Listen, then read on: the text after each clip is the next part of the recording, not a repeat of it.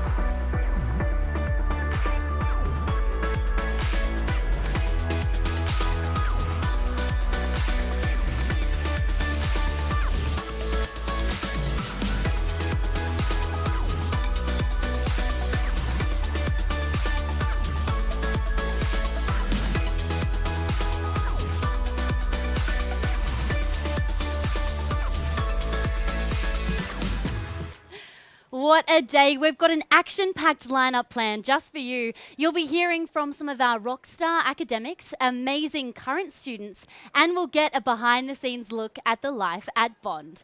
Now, a big part of the Open Day experience is making yourself right at home on campus. What better way to do that than by taking a campus tour led by an expert, a student, of course. Here's Student Ambassador and Law and Commerce student Becky to take you on a tour of Bond.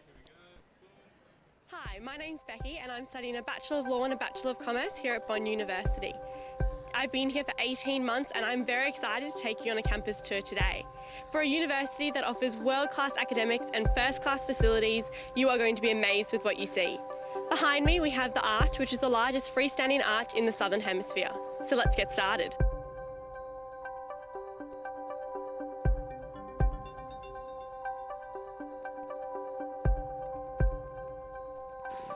We are here at Don's Tavern, which is a social highlight for many of our students on campus. Most Thursdays, a different themed party is held by some of the associations on campus, and then buses leave for Surfers or Broadbeach at midnight. It is the place to be on a Thursday night.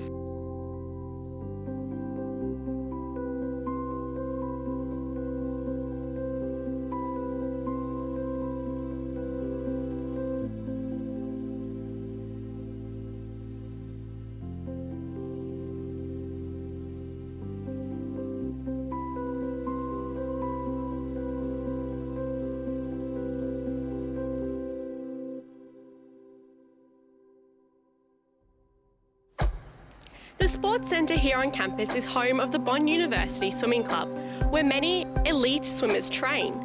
It also holds a gym which is free to students as part of their compulsory student activities fee. It also has over 40 classes each week, from boxing to circuit training and yoga, for our students to enjoy.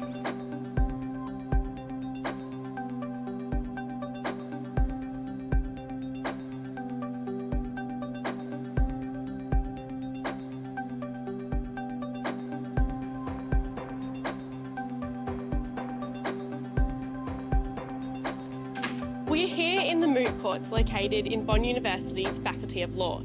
It is a replica of the Australian High Courts and a perfect example of the practical education that students get here at the university. This amazing workspace is just one of 3 moot courts on campus, where students can emulate what they will be doing in real life.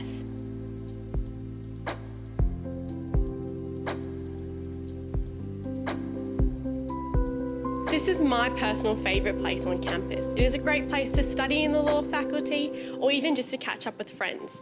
It is not a silent area, but generally isn't too much noisier than this, so the perfect place to be.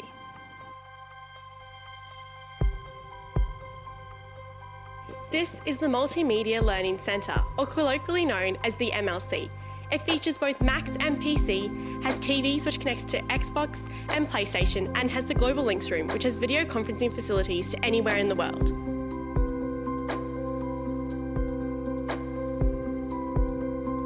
This is the main library. It has silent study spaces, group study spaces, and loud study spaces, a bookshop, a print shop, and access to the Bloomberg terminals. It has everything anyone would need while studying. We also have the Papyrus Cafe, which is fueling our students throughout the day.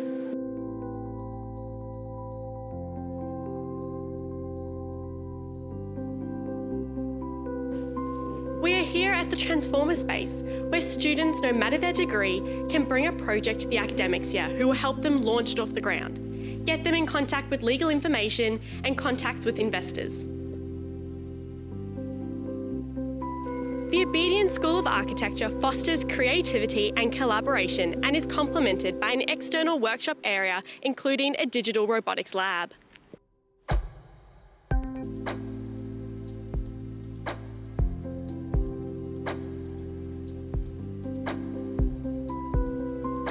The anatomy labs can handle human cadaveric material and feature modern anatomical models to learn from, as well as modern technology to ensure the best learning experience possible is had by our students.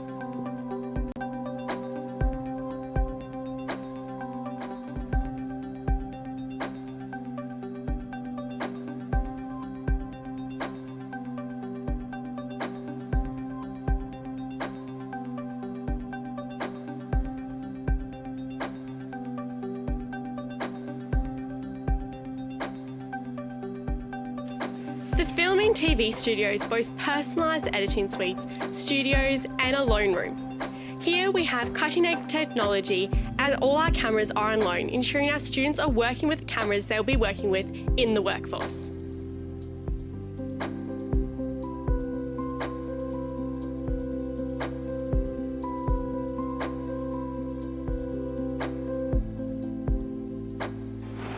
Lakeside is our on-campus restaurant. It features 4 menus with one changing each week so that by the end of the month you have a whole new rotation. It also features My Menu so that students can pick meals that they miss from home.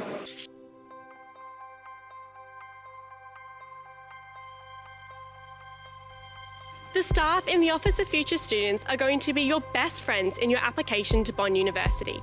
They can help you through your online application, your scholarship application, or any advice you may need in the run-up to your time at university.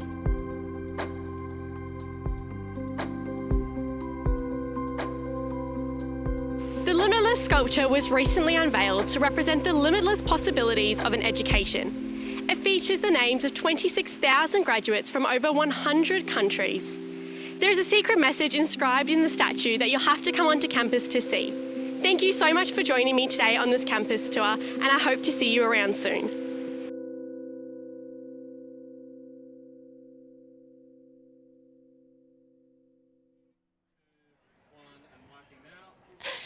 It is a beautiful day here on campus and Open Day is in full swing.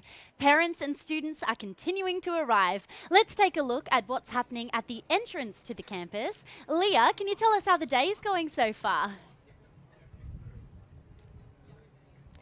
Thanks, Candice. I'm here at the entryway and we've had hundreds of people streaming in through the gates and it's a really exciting day. The weather is beautiful and we're set for a great day here at Bond Open Day. I've got Ella and Joe with me here today. They've just arrived. So Ella, where did you come from today? Just down in Currumbin. And what high school do you go to? Somerset College. Perfect. And are you in year 12, 11? 12. In 12. So do you have any idea of what you might like to see here today at Bond Open Day? Yeah, I just want to look at the business sort of areas. Perfect. And any ideas of kind of what maybe job you want to look into or what goals you have for your career? Not too sure yet. That's just what I'm here to have a look at. You come to the perfect place. And Joe, as a parent, what do you consider when you, come to look at universities? I guess what's important to me is job readiness at the end of it. So I'm just wanting to see that they're given a lot of work experience during the degrees. because to me that's important that they come out and they're ready to work straight away. That's perfect. Here at Bond, we definitely have that. We definitely have some core programs and Beyond Bond, which specialises in that. So I'm sure you'll hear a lot about that today. And I guess what's your hopes and dreams for Ella once she finishes study, or maybe through her study, period? What do you hope she achieves? Well, she's wanting to do a bit of travel, so maybe do a placement overseas with another uni during the degree, and then particularly just come out work ready and ready to step straight into a job. Perfect. And is there anything today that you've got your eye on that you might like to see or do? Just check out the various degrees. She's thinking of business, but perhaps something else. So we're just here to get as much information as we can. Great, thanks so much, guys. I'm sure you'll have a great day. Make sure you check out all the faculties. We've got fireworks on at 7 p.m. We've also got live some music at 6 p.m. So make sure you check that out and have a great day. We're now going to have a chat to Thomas, one of our student ambassadors. So today here, one of the great things is that we have hundreds of student ambassadors and volunteers here that are willing to help, here to help answer everyone's questions. I've got Thomas here. So Thomas, what do you study here at Bond? I study a Bachelor of Social Science, majoring in Criminology. Perfect. And what year are you in? I'm in my first year. Awesome. And how have you found Bond so far? What do you like about studying here? I found it really great and really adaptive. All the classes are quite small and it's exactly how I like it. Perfect. And I guess what do you find different about Bond? Again, the class sizes are quite small and I like that, and the teachers are personal. They remember all their students and you get to know them as well. Great. And I guess we have lots of opportunities here for students to volunteer, get work experience. So how do you find volunteering at Open Day? Yeah, I find it really great. As an ambassador myself, I get to volunteer all the time, not just here, but I go to my old school sometimes and help out. It's just, I guess it's really fun and you get to know people. Great. So you find it's a great way to get to know students, get some experience, and I guess pass your knowledge on to other students? Yeah, definitely. Yeah. Perfect. Well, thank you so much. We're set for a great day here at Bond. We've got fireworks, as I said, we've got live music, and everyone is here to have a great day. So thanks, Candice. Oh, I can't wait for those fireworks. Now, the Gold Coast is one of Australia's most popular tourist destinations. The hospitality and tourism industry is absolutely thriving here. So it's fitting for Bond to offer a Bachelor of International Hotel Management and Tourism Management. Throughout their studies, students get a hands-on experience. Let's take a look.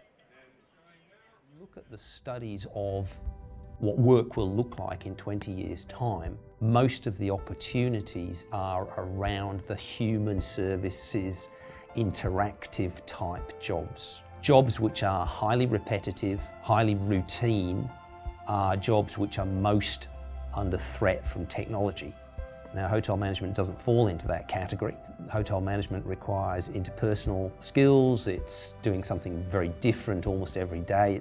It's complex problem solving, one of the industries that will be least affected by technology in the next 20 to 25 years. What we do at Bond Uni is very much a management focused degree. Particularly we have a focus on revenue management, which is particularly desirable in the industry, and there's a lot of opportunities for people with revenue management majors, because that teaches people how to maximise the revenues that you get from a property or from a service. What we're finding from Bond University students is that they understand the revenue management principles. Put simply, revenue management is the understanding of how many rooms we have in our inventory and the ability to manage those rates to yield the best results for the business. We actually don't teach hard skills. We don't try to teach food and beverage skills here. We get our students out into industry working with the Sheratons and the Marriotts and the Hiltons so that they can teach them their systems and their way. All of our hotel management students have to complete 400 hours work experience to graduate. I think we're one of the few programs in the world now that does that. So that could be paid work. Many of them on the Gold Coast get paid work. Or it could be internships in a more professional area like marketing or human resources or revenue management. But what we like particularly about Bond is that they allow them time around their schedule to actually complete their internships with us. I want to work in hotels, and I think that the degree is so good because I can approach the practical element by Bond helping me get these internships, by practicing opera skills, by learning about food and beverage, by visiting hotels, different sites, and I think that just the combination of that and of course course, general theory is what makes the degree so good and special. So we have many Bond graduates and we think that they are ahead of other universities because they have that industry exposure. They have lots of guest speakers, they talk about how things, well, they'll learn something theoretically and they'll say, oh, that's what this meant. So we really think that that helps those students. Now, when you think about health and the health sector, you probably think about doctors or surgeons.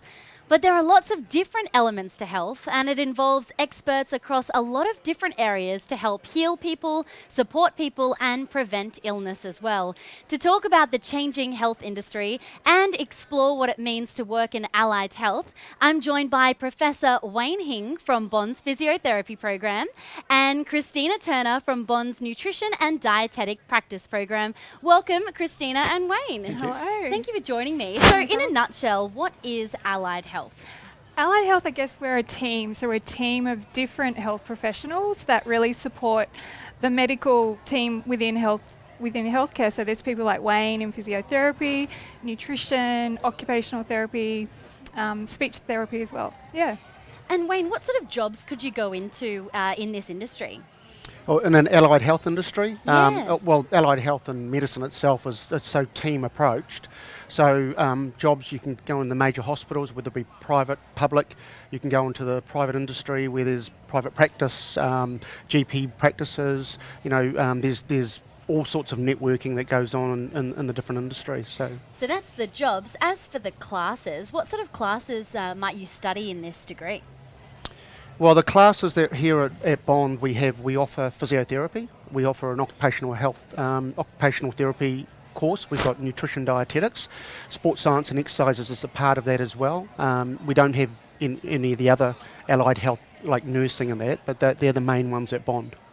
And how important is practical experience? Well, it's a big part, and a lot of our students actually tell us that's what they appreciate about our program. So it's embedded all the way through all of our programs. So from practicing with actors who pretend to be patients, really gives us a good chance to show students how to do it in real life. Yeah. So what's the major selling point? What's the best thing about studying allied health? Just one. I just think probably for us, and hopefully Wayne agrees, it's ever changing. So science is changing, all of everything out there in the community is changing. So our programs change with what's happening. So we're really training people for the jobs that they're actually going to get. Yeah. And you're absolutely helping to heal the world. There's that too. Just a sideline. Amazing. And also I have to ask you, what sort of led you into this field? How did you find out about allied health? Sure. Well, for me being a physiotherapist by trade and then branching out into teaching and research, it was more around probably well-being, activity. That's what life is. It's movement, it's exercise, it's sport. And so, that led me into physiotherapy because it's around well-being. So that comes into healthy living, healthy eating, your exercise, all the different things that you do. Yeah. Very holistic. So before we let you go, what would just be one health tip that you could share to students? Just one. I put you on the spot here, but do you have something? Sleep. Yeah, sleep. That's a good one. Probably balance in life. Here at Bond, it's a condensed study. It's really hard, but you've also got to have that time. You can study hard, but you also can enjoy life as well. Well, you can definitely enjoy life out here on the campus. It's all happening. It's so much fun. I'll let you both get back to it. Thank you so much for joining us. And make sure you're following us on all of the socials as well. We are at Bond University. Thank you. Thank you.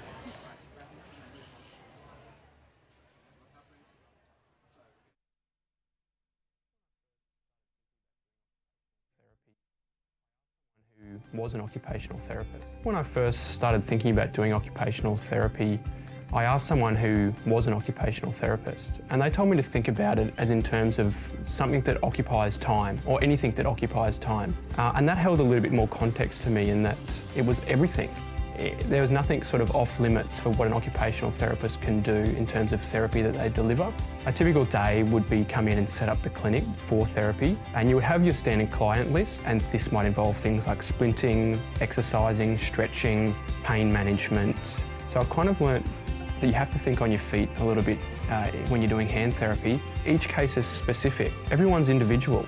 And the things that are important to someone are totally different to the things that are important to another. There's a very individualised focus of occupational therapy, and we work with a person to meet those goals that are relevant to them.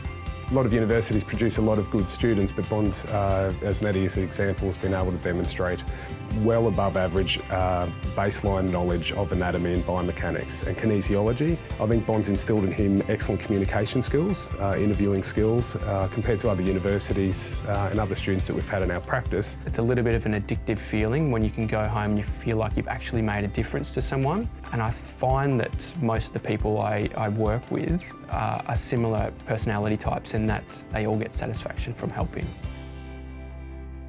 In late 2018 and early 2019, the Bond Main Library underwent a number of renovations. One of the main things we wanted to achieve was securing the reserve collection and the staff area behind the desk so that we could open the library for longer hours without having to have staff here all of the time.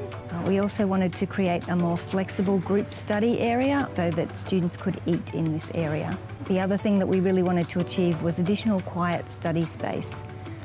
The nature of library collections is changing. There's more electronic, less print, so we were able to remove 10 rows of the print collection up on level 3 and create an additional 58 study seats. So BUS's involvement in the project started about 12 months ago, and we gave feedback to the library that we had heard from students, and then we were also involved in looking at the design before it came to fruition. So it's really important in having students involved in renovating spaces around campus because they're the people who are going to be using it, but also because students are always changing, and so as new groups of students come through, they want to see a different type of space.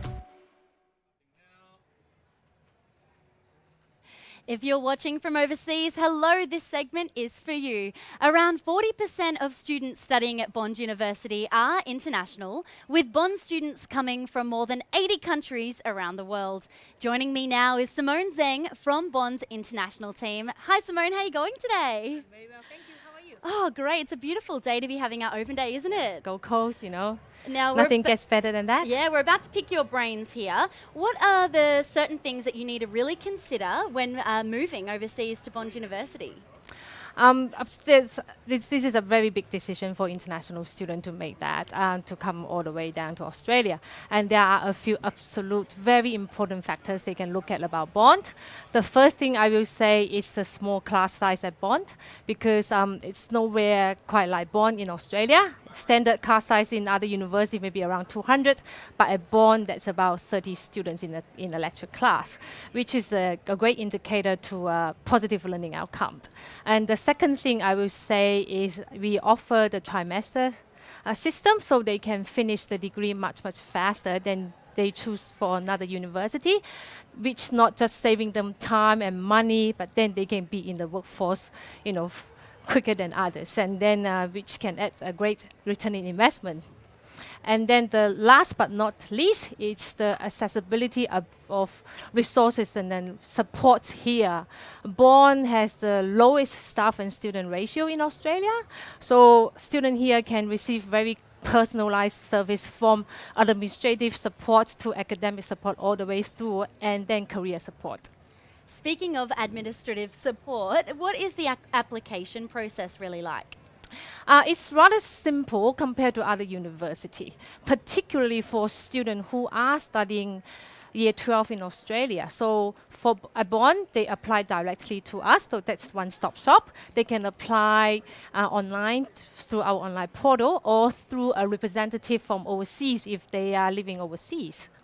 Can you tell us a bit about scholarships, if someone's interested in applying for a scholarship? I would say Bond offers the most generous scholarships in Australia for international students. We have a range of scholarships values from 25% to 50% of the total tuition fee. There is a particular one for international students who are studying year 12 in Australia, which values at 50% of the whole course. The information are widely available on our website, including how to apply from our website. If they're interested, please get in touch with us through our website or email and any form of through their agent. It's very obvious to me, but why should people move to Australia? Well, Australia has one of the best education system in the world. Australia also remains one of the few countries that provide students job opportunities after they finish their studies. There is a post-study work visa student can get. There are terms and conditions there, but they are rather easy to apply for. And the great lifestyle, particularly at the Gold Coast.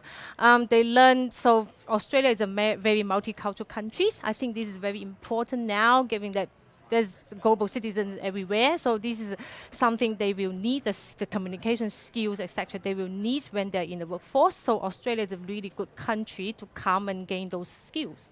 So we've established that Australia is the perfect country, but why exactly the Gold Coast as opposed to your other major cities, for example? So I study in a very big city, so I can talk about a bit of personal experience. First of all, the weather. Where to get this weather?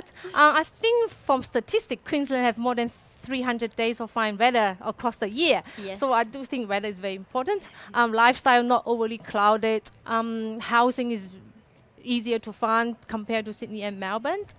And a lot of opportunities are up here, so why not? And what are the benefits of really surrounding yourself with other people from other cultures? How does that benefit you, do you think? There's 80 plus countries here, right? It's amazing. Yeah, I think now we can't really do things on our own anymore. We need to keep working with different peoples. And to learn that skill is really hard from the textbook.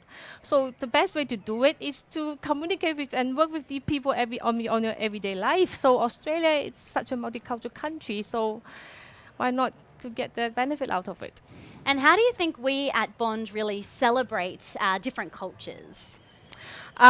Well, we have student associations here.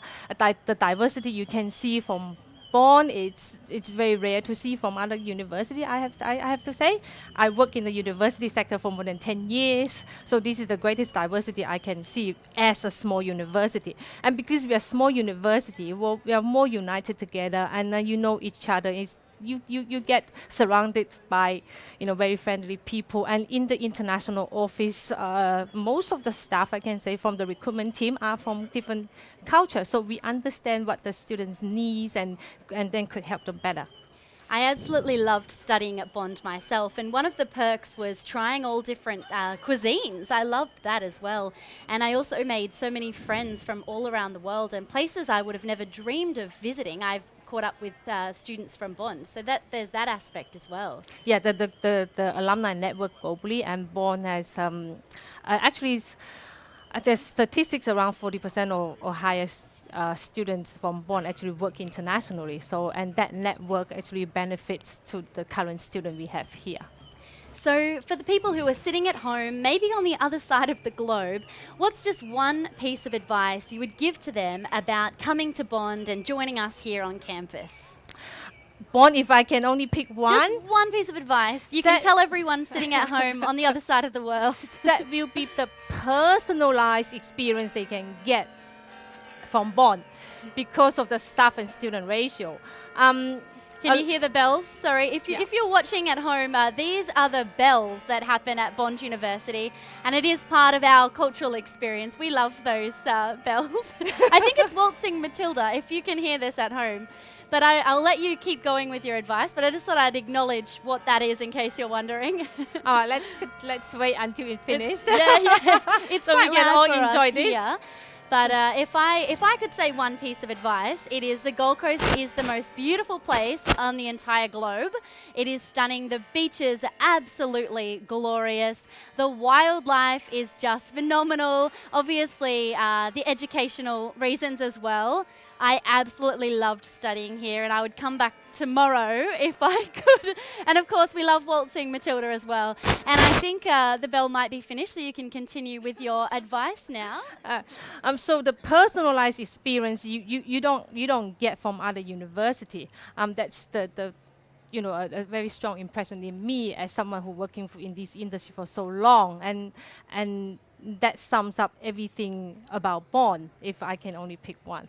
Well, thank you so so much for your time today. We really appreciate it. And for those watching as well, so that you're always informed, make sure you're following us on social media. We are at Bond University, and we'll be moving right along. So thank you so much and enjoy the rest of Open Day Live. Thank you for having me. Thank you. So what's it like being a lawyer now? Lots of us might imagine it's exactly like the TV show Suits, but my friends at the Bond Faculty of Law tell me it isn't all Lewis Litt and Harvey Specter. Let's see where one of our law alumni, Shane Cooper, is working now. I chose Bond because I was a mature age student, and there were a couple of things that were really critical to me when I made the decision to study at Bond. One was the quality of the education, and that was the number one deciding factor. Separate from that is I wanted to get the degree done in a reasonable time. And I also wanted a graduate position at the end at a top-tier law firm. I came to law later than some others, and the reason I chose studying law is because I'm a problem solver and I like words, and law felt like the right career for that, and it has been. So since graduating from Bond, I've worked at a top-tier firm, and then worked for a resourcing company, and now I work for Telstra in global enterprise. My morning routine starts very early. It's still dark when I get up. I like to start the day with the gym workout. I quite often read the Financial Review or the New York Times while I'm in the sauna and get my brain ticking on what's happening in current events. Then I have a cycle home, take my dog Dawson for a walk, maybe grab a coffee, and get to the office and set priorities for the day. Practicing law is very different to studying law. It takes a little while to get your head around that. What I like about practicing law in-house is that I get to build relationships with ongoing internal clients. So I get to know them and I get to know the business objectives, and I get to apply legal practice to the commercial outcomes that we're desiring and that we're seeking. My intention is to be a trusted advisor and expert in the Internet of Things and emerging technologies. Privacy, data protection, multi-jurisdictional borders, offshoring of information, civil aviation laws that apply to drones. It's exciting to me. I absolutely am thrilled by it, and the ambiguity around the law is what excites me about it. And I really think that's where the future of legal practice and the forefront of business decisions is and will be, and I want to be at the forefront of that. Yeah, Bond has really helped me where I am today. You know, it's hard to describe whether it was worth the risk, because for me, I just don't think that I would have had the career without Bond.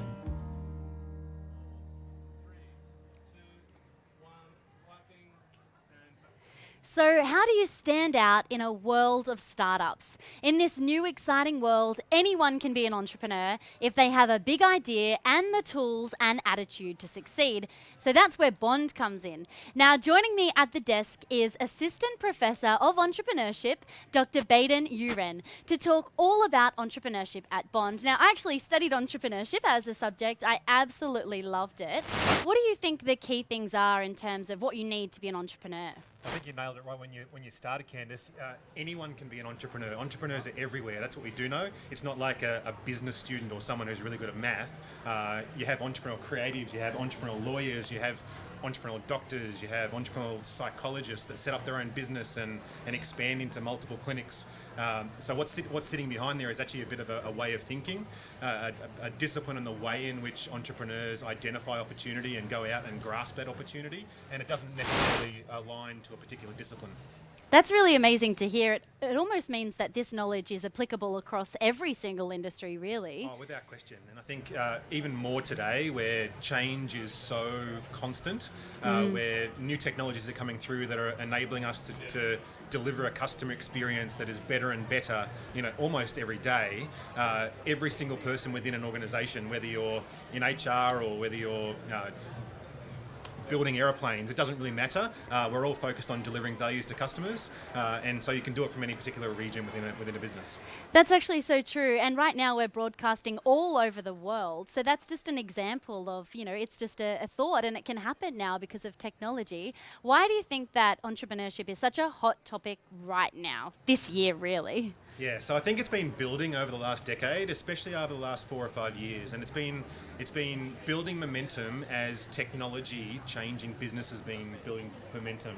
And so we see the standout sort of business pioneers transitioning from traditional industrial organizations that dominate big industries into niche players that are turning up billion-dollar businesses. You talk about the Mike Cannon-Brooks and Scott Farquhars of the world with Atlassian, $30 billion company, or Mel Perkins with her boyfriend Cliff Obrecht who do Canva. Many of our viewers will use Canva for their design. Yes. Started while at university, built an organization based on technology, and so we're starting to see these aspirational business people going out and having a bit of a go at something they're passionate about with a real entrepreneurial spirit, and I think that's really resonating with today's generation.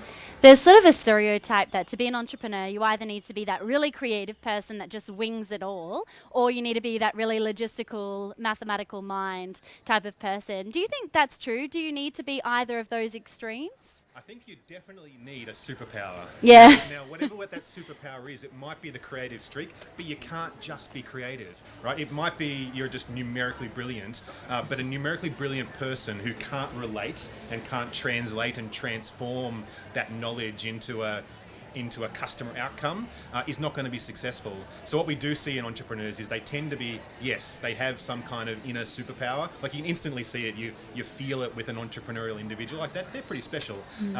But they have this beautiful ability to be able to integrate and collaborate and communicate where their specialty lies and encourage others to come on board to have an entrepreneurial outcome. And what does innovation mean to you? So innovation is really broad. I think it's one of those things put out there, like the government said, the innovation agenda or whatever, right? And it's really important for us to know what innovation is. At its core, innovation is just something new that creates value. And both of those are relative, right? You can have something that's only a little bit new. You can have something that's like transformationally new. So there's this spectrum that exists on novelty and also value. Like you can be an entrepreneur doing an existing business model just a little bit better, right? And you're delivering an innovative solution that makes the customer experience better or improves back-end process, or you can be Elon Musk and you can, trying to colonize Mars. It doesn't really matter where you are. The same discipline sits behind.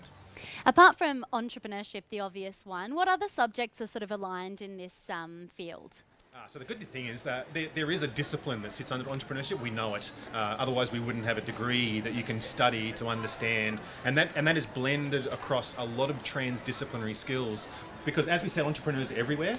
It requires not just accounting knowledge or economics knowledge, but you also need graphic design. You also need to understand creativity and where good ideas come from, because the root of any good entrepreneurial business is a new idea. So when you first start your entrepreneurial major subject in the Bachelor of Business, one of the first subjects you do is called creativity innovation, and we run you through little exercises on how to come up with a new idea, what qualifies a really good idea, and how you can validate that. Yeah. I'm sure there are people sitting at home with their notepad writing down all their ideas. This sort of conversation gets me really excited about, the future and what there is. I was just wondering what sort of trends are happening right now? What should people jump onto? Which doesn't sound very entrepreneurial of me, but what sort of trends are there right now? Well, entrepreneurs are the masters of finding new waves and catching those waves, right? So I think you need to be across trends. You need to be understanding machine learning and how it sits underneath AI. Even if you're not the mathematician that knows how to do it, you need to understand how that works and how it can be used. So you should be reading like the popular press around new technologies. What is blockchain? How can it be used? Is it good for supply chain? Is it good for currency? Where does it apply? How about robotics? How about nanotechnology? What about all these technologies that are coming through? You should be having your eyes open for what they are and what they do and what their potential is, and then being able to have an across the coffee table conversation with people. Yep. Can you tell us a little bit about your study tours? The study tours are just the most epically amazing experiential education experiences. Like they're just, you actually go and feel the theory in place when the organizations we go to. We go to large, like we go to Uber, we go to Twitter, we go to Facebook, to Google. We go to the large organizations and we see how massively innovative companies are working, how their teams work, how they structure themselves, the environments that they set up for their employees. And the students that go across actually feel that. They get to talk to mostly Bond alumni actually that are in those companies, and they get to get the inside word on the way those companies work. And then we also see little startups, and we see startup environments, and we see where new ideas typically sort of start and gain traction. And you can actually see how the big companies are really just trying to pretend they're small companies. They're trying to maintain that nimble, agile edge that a startup has, even though Google are 80,000 employees, right? They still work in little self-managed work teams of 8 to 10 people trying to replicate that startup advantage. We graduate quite young here at Bond University. I think I was just 19 or 20, which is so young. Do you think entrepreneurs are becoming younger now because of technology? You've got some 13-year-old millionaires running around, right? Well, look, there's no doubt that just starting is the best way to start the entrepreneurial journey, and the sooner you start it, the more you start and the earlier you start to learn. I can't encourage young people enough. If they've got a little bit of an insight, a little bit of an idea, have a bit of a go. Like, it's so easy to set up a Shopify account these days and drop ship out of Alibaba. Like, have a go, see what that looks like. Start learning budgeting. Start learning about customs processes coming in through the Border Patrol of Australia. Start learning about customer complaints and customer service, and do that while you're at high school, let alone when you come to Bond. Start that journey early, and you start learning early. And then what's the future of entrepreneurship? It's everything. Yeah, it's a hard question actually, isn't it? My view is, you actually see it in big business these days. They're all attempting to drive an entrepreneurial strategy. They're attempting to replicate the unique advantage that a startup organization has in terms of culture, in terms of the way that they're flexible and they're agile, and the way that they are able to relate to new trends coming through industries, to relate to customer feedback on the way in which products should be delivered or they should look, much more effectively than a large organization can. And so many big businesses these days are investing so much money and so much talent into trying to replicate the entrepreneurial journey. The modern business is an entrepreneurial business. And do you believe that you can just work wherever you want all around the world? I think there's a lot to be said for the community and the tribe that you surround yourself with. So yes, you can be a bit of a digital nomad, but we find with digital nomads, they still like to have this, I need to be near around people that are doing the same sort of thing. And I think we're going to see a new version of an organisation. And I mean, we talk about the Gold Coast and how magic this place is. We see startup organisations locating themselves here in Burleigh Heads because they know they can be a bit of a virtual organisation. They can have people working in Mongolia or Estonia, but here is HQ, and this is where everyone comes together, and they choose to go down and surf Burleigh Point and go out into the wilderness, into the hinterland, or do whatever, because this is the place to be. I think there's a new organisational form that is emerging with a central cluster where activity forms around, and increasingly digitally created interactions with employees. Yeah. Well, I like the sound of a beachfront office myself. That sounds fantastic. Thank you so much for joining us, and I'll let you get back to it. I'm sure there's lots of people with questions for you after this. Thank you so much. Thank you. Now, coming up shortly, we'll be taking you on a tour of Bond's Sports Centre. Now, the centre is free for all students, and it's also home base for Bond's elite athletes who are part of our elite sport program. Now, Bond students have competed at every Olympics since 1992, and you'll often see Bondies competing at national and world championships. One of those athletes is cricketer Matt Kuhnemann, and you actually might know him from Brisbane Heat. So let's take a look at his experience in the Bonds Elite Sports program. Matt, as a child growing up, he was always mad on sport. So he'd come home from school and he'd put his shorts on, he'd run around the house 100 times and get the cricket bat and go and whack a ball up against a wall for an hour or so, and he's always been a mad sports person. As a player, Matt's very competitive, and I can tell you that from growing up playing backyard cricket. Matt's is a spinner, but some of those backyard games he turned into a fast bowler and he'd send beams down at you. That's his competitive nature. He doesn't like to lose in anything. He spends hours and hours in the nets working on his batting, but he knows that his strength it is as a spin bowler. He spends a lot of time on his bowling. I guess being around the Queensland Bulls players has been a massive thing in Matt's life. His cricket's gone to another level. He's getting trained by the best coaches in Australia. It's been a massive step from coming from grade 12 going pretty much into senior cricket with players in their late 20s, early 30s. He was always the young bull. Well, his goal has always been to play for Australia, and he's heading in the right direction. Already representing Australia at junior level, and his ultimate goal is to become a Test player. He puts a lot of effort into it, he prepares well, and it's always been the same thing. Put the effort in, work hard, and your dreams will come true.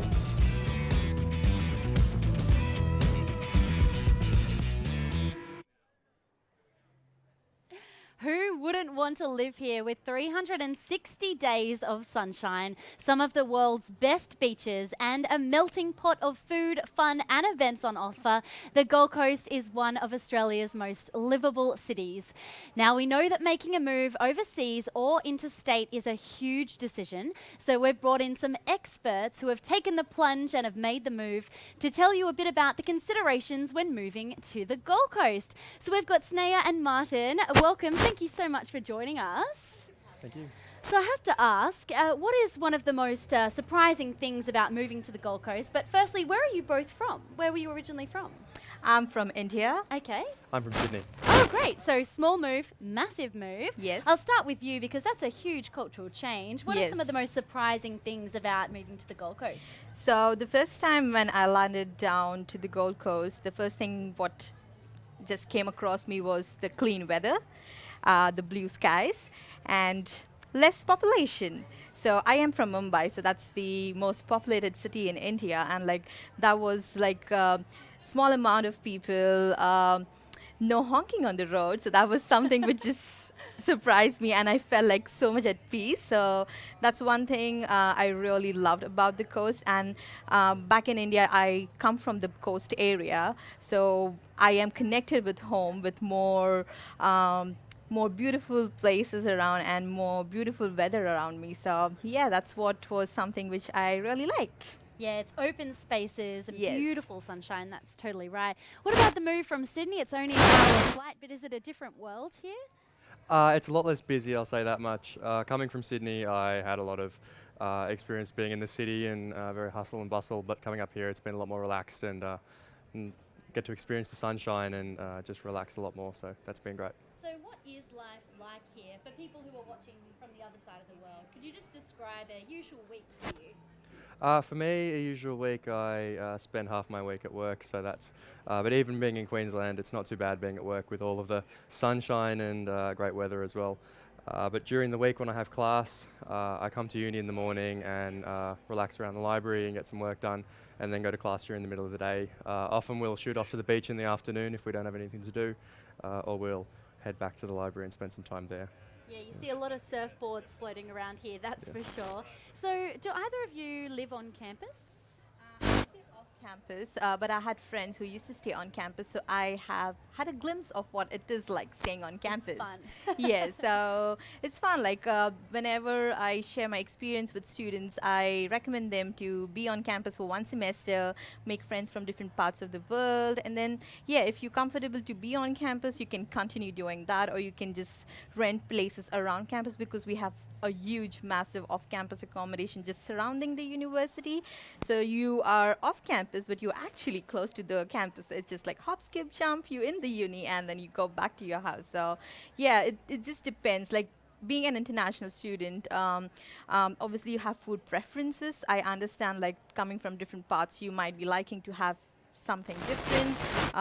Your routine might be different. So I chose to be off campus because I'm a foodie and I love to cook. So that was the only reason I chose to be off campus. So yeah, that's pretty much about choosing the accommodation. Is like we have like students who are ready to talk to you and guide you on like what exactly you're looking out for, so you can make your decision whether you want to be on campus or off campus before you arrive in Australia. I'm a foodie as well. Oh, how do you rate the food on the Gold Coast? Because it's such a mix of cultures. Yeah, isn't it? I'll rate it like completely 5 on 5 because you just say what you want and you'll get it. Like I'm from India. Like when I traveled from India, I didn't get anything with me, like no spices, no nothing, because I did a bit of my research. And you have like grocery shops where you can find each and everything what you can find back at home, and you can just buy them. The rates are almost similar, and then you can just stock your house, and then you can just cook. So yeah, you find everything what you need. And like I remember talking to other people also, so it's just not about Indian food, but then they have groceries for different cultures too. So it's pretty much accommodating, so it's not difficult to find what you're looking out for. And like we have like so many restaurants, like Indian restaurants, Italian, Mexican. You can just keep on exploring it, and you won't ever reach to an end. And of course, in Sydney, there's a lot of Bondies as well. I'm sure when you go back, you'll be able to celebrate your life at Bond with all of those people. I know I lived in Sydney for the past decade, and we always used to hang out, and it was very fond memories of Bond. Well, thank you so much for joining me. I have so many more questions, but I might catch up with you both later on. It's been a pleasure chatting to you today. Thank you. Thank you. Thank you. Now, one of Bond's 4 faculties is the Faculty of Health Sciences and Medicine. Now, students in this faculty study a range of programs in health sciences. During their studies, students learn lots of interesting things about the human body. We know that identical twins share the same DNA, but do they have the same fingerprints? Now, I have identical twin sisters myself, well, they're actually triplets, so I'm extra interested to hear all about this answer. Now, over to Associate Dean of Research, Dr. Kevin Ashton, followed by Dr. Iris Lynn to explain something else very close to my heart, that being chocolate. Hi, I'm Dr. Kevin Ashton, Associate Dean of Research, and I'm Kevin's identical twin. While identical twins, or as we call them in the medical business, monozygotic twins, share the same DNA, they don't have exactly the same fingerprints. Wait, what? DNA is responsible for general fingerprint patterns, but the unique ridges on the fingerprints are actually determined by what the fetus touches, their position inside the womb, and even the flow of amniotic fluid. So while twins might be able to fool their friends, teachers, and even their parents sometimes, they won't be able to unlock each other's phones with Touch ID. You'll want this back then.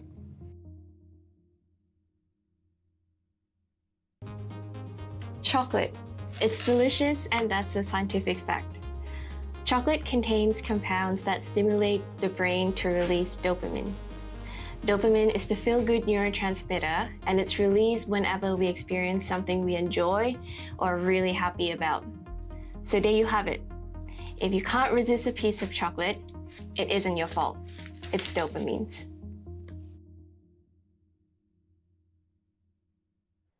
Now, we like to stay very fit and healthy here at Bond. With our state-of-the-art sports centre, you can get your hit of tennis, cardio, yoga, my favourite, or take a dive into our 2 swimming pools.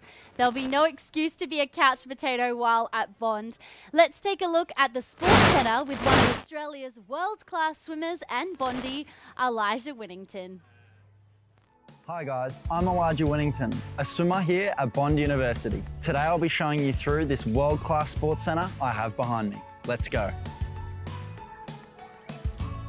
Here is the main foyer of the sports centre. This is where the lovely staff will sign the students in to use the activities such as gym or classes. It's free once you pay your student activities fee.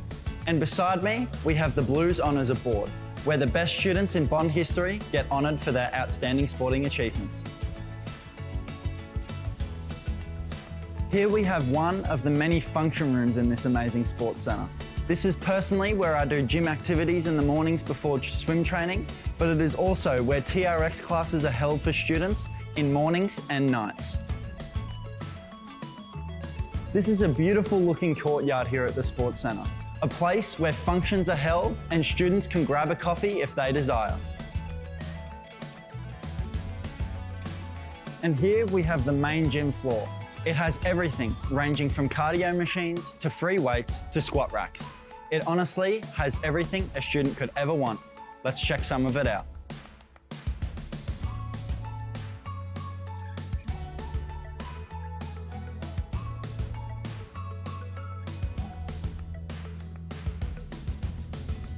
And this is the Pilates and Yoga Room, one of the most popular classes here in the Sports Centre.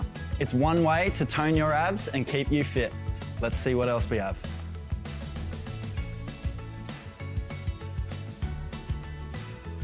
And this is where I spend most of my time, in the FINA certified 50 metre and 25 metre pools.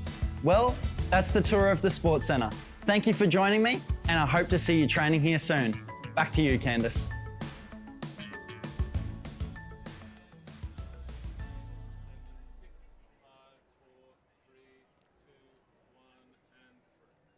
Welcome back to Open Day Live. In our next session, we're talking psychology, but I'm certainly not an expert on the human mind or the pathway to psychology, so I've brought in the big guns, our psychology program administrator, Joel Mason. Joel, how are you going today? Yeah, going great. It's very warm outside, actually. It's a beautiful for winter. day. Now, I was just wondering, what is the pathway to becoming a registered psychologist? It's a bit of a long journey. It's going to take about 6 years in total. So obviously everyone starts with a bachelor's program. Yes. And then based on their grades, they'll move on to honours, which is where they get to do some research. And when they move that onto the master's program, it's where they get to apply their skills. So in our on-campus clinic and get to do placements and then hopefully become registered and go on to work. What makes a good psychologist? I think certainly someone that's passionate about people, that's wants to help people from different walks of life. Obviously, they've got to be very understanding and caring as well. But we also have psychologists that are in research, so they have skills with the research side of it, more so than helping people. Can you tell us a little bit about the Bond University Psychology Clinic? Yeah, so it's been in since 1999, so Wow. 20 years. Ages. Yeah, just a few years. So it supports the community through a free service. So references from the community into our clinic, and it's run by our master's students. So the students get to apply their skills and helping and giving back to the community. Of course, it's all about helping other people, but do you think you can also help yourself as well? Can you sort of psych yourself? I think so, although I think people tend to forget their skills. They learn the skills, but when you're trying to help yourself, it's better to help others, I think. But yeah, you certainly get to learn some skills and support yourself going through. It seems as though people are talking about psychology a lot more. It's a lot more open. People on social media are talking about it all the time. Yes. Do you think it's important that it is a topic that we can all discuss openly? I think absolutely, and I think there is more of a willingness for people to talk, particularly with mental health. So psychology feeds into that, and I think it is quite topical, particularly with health psychology and sports psychology. They're quite two big areas that are starting to grow, and definitely tying into mental health as well. Now, of course, when I think of a psychologist, I think of the ones we see in the movie, with the chair and that whole situation. Yep. But what other jobs can you find in this sort of field? Well, I mean, they're many and varied. Yeah, it's not necessarily just people sitting on a couch or trying to read minds, as some other people think so. I mean, it's everywhere from academics. So our academics at Bond are qualified psychologists or have research backgrounds as well.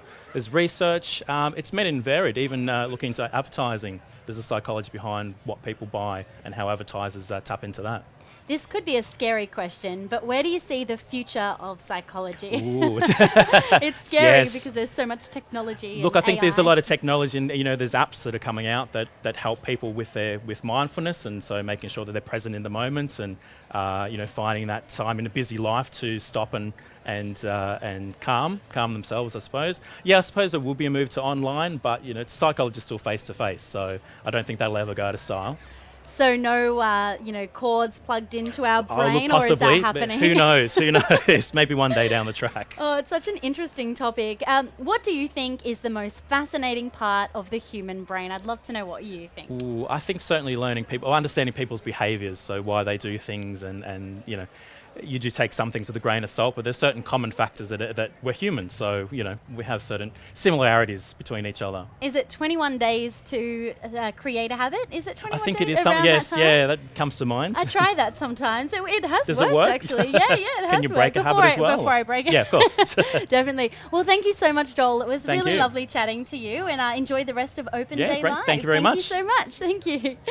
Now, from matters of the mind to matters of the heart, starting university can be a big life change. It is so exciting, but it can also be a tad daunting. Now at Bond, we have lots of activities and support services in place to help you settle in and navigate university life. Now, the people that play a big part in that are our Student Association, affectionately known as BUSA. Now, they're out and about talking to future Bondies right now, but they put together this package for us, breaking down who they are and how they can help you. Hi Bondies, I'm Lacey, the president of the Bond University Student Association. or friends call us BUSA for short. Our aim is to improve your overall student experience, whether it be your education, recreation or sport. We have to make important decisions every day. Now let me introduce you to my executive team. This is Jacob and Ollie. There are 3 key branches of BUSA: education, recreation and sport. Here I am with the education team. We have Blake, Olivia, Emma, Charmaine and Parvin. They're working to improve your educational experience at Bond, and if you have any questions or concerns about your studies, whether they're big or small, these are the people to contact. Oh look, now I'm with the recreation team. This is Maddie and Lauren. They plan all of the parties. And this is Dan and Mel. They look after the clubs and societies on campus. We have over 100 that you can join, from the AFL Club to the Animal Welfare League. Oh, I'm outside. I guess it's time to meet the sporting team. This is Callum, Michaela, and Bondi the Bull Shark. If you like sport, we have over 30 sporting clubs on campus that you can join. Our team isn't limited to education, recreation, and sport. We also have a marketing team. This is Jamira, Eden, Ryan, and Declan. That's it, that's the team. We would love for you to come and find us during O Week. Welcome to Bond!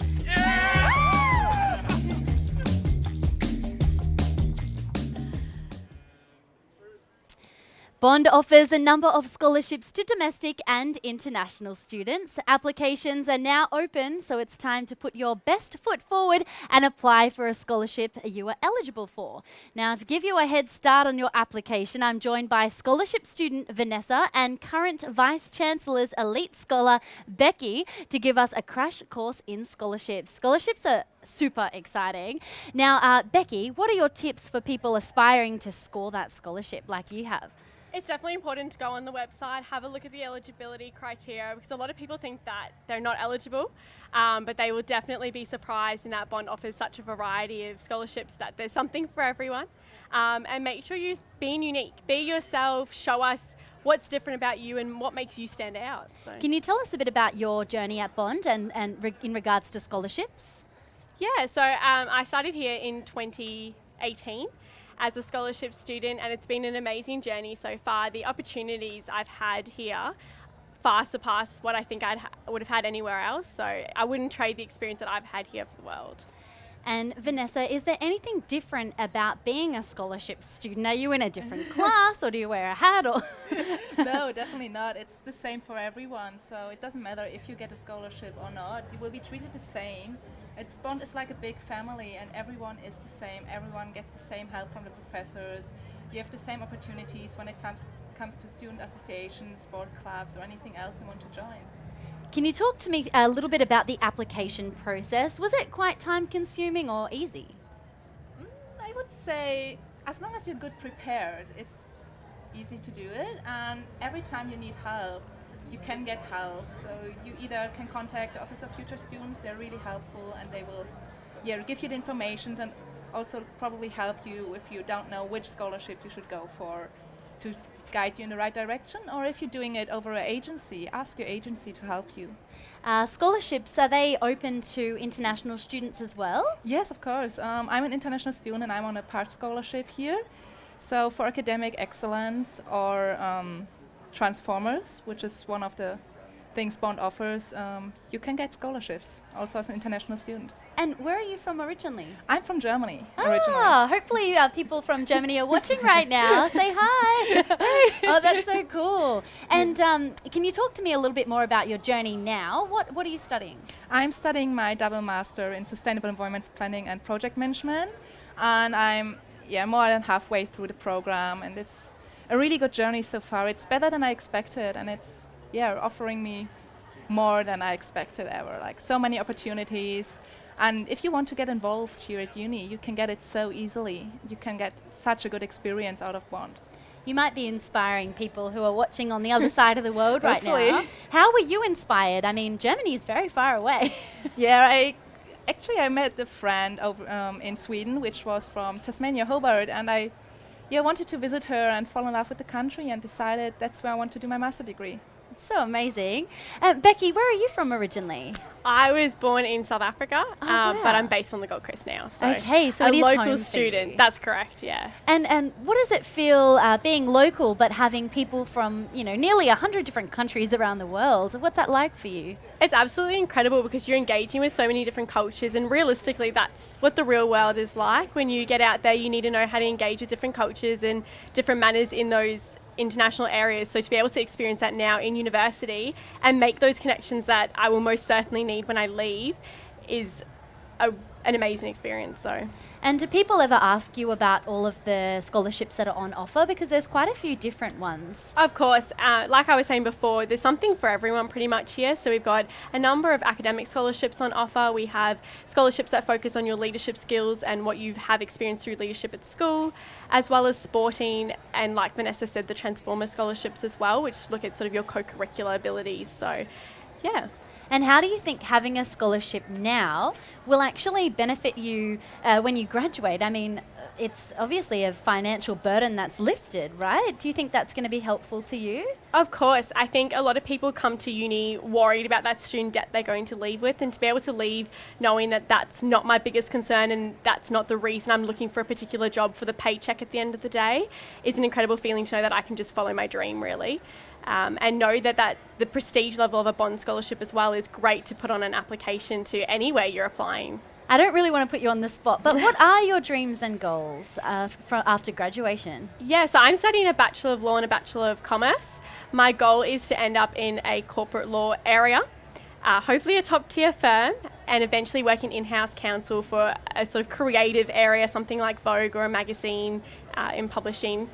So yeah, see where life takes me. Yeah, and on that note, will you stay on the Gold Coast or will you expand? I think I'm looking at expanding at the moment, maybe moving to a bigger city, but I don't know, we'll see. Gold Coast is home for the moment. Yeah. But hopefully looking at broadening my horizons. It's easy to get around as well, and the airport Yep. is maybe 10 minutes away, so you can have it all, really.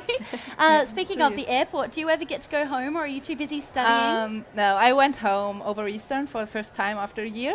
It was good to be home, but I also felt like coming back to Australia was like coming home again, because after 1 year living here, that's my new home, and I enjoy it here.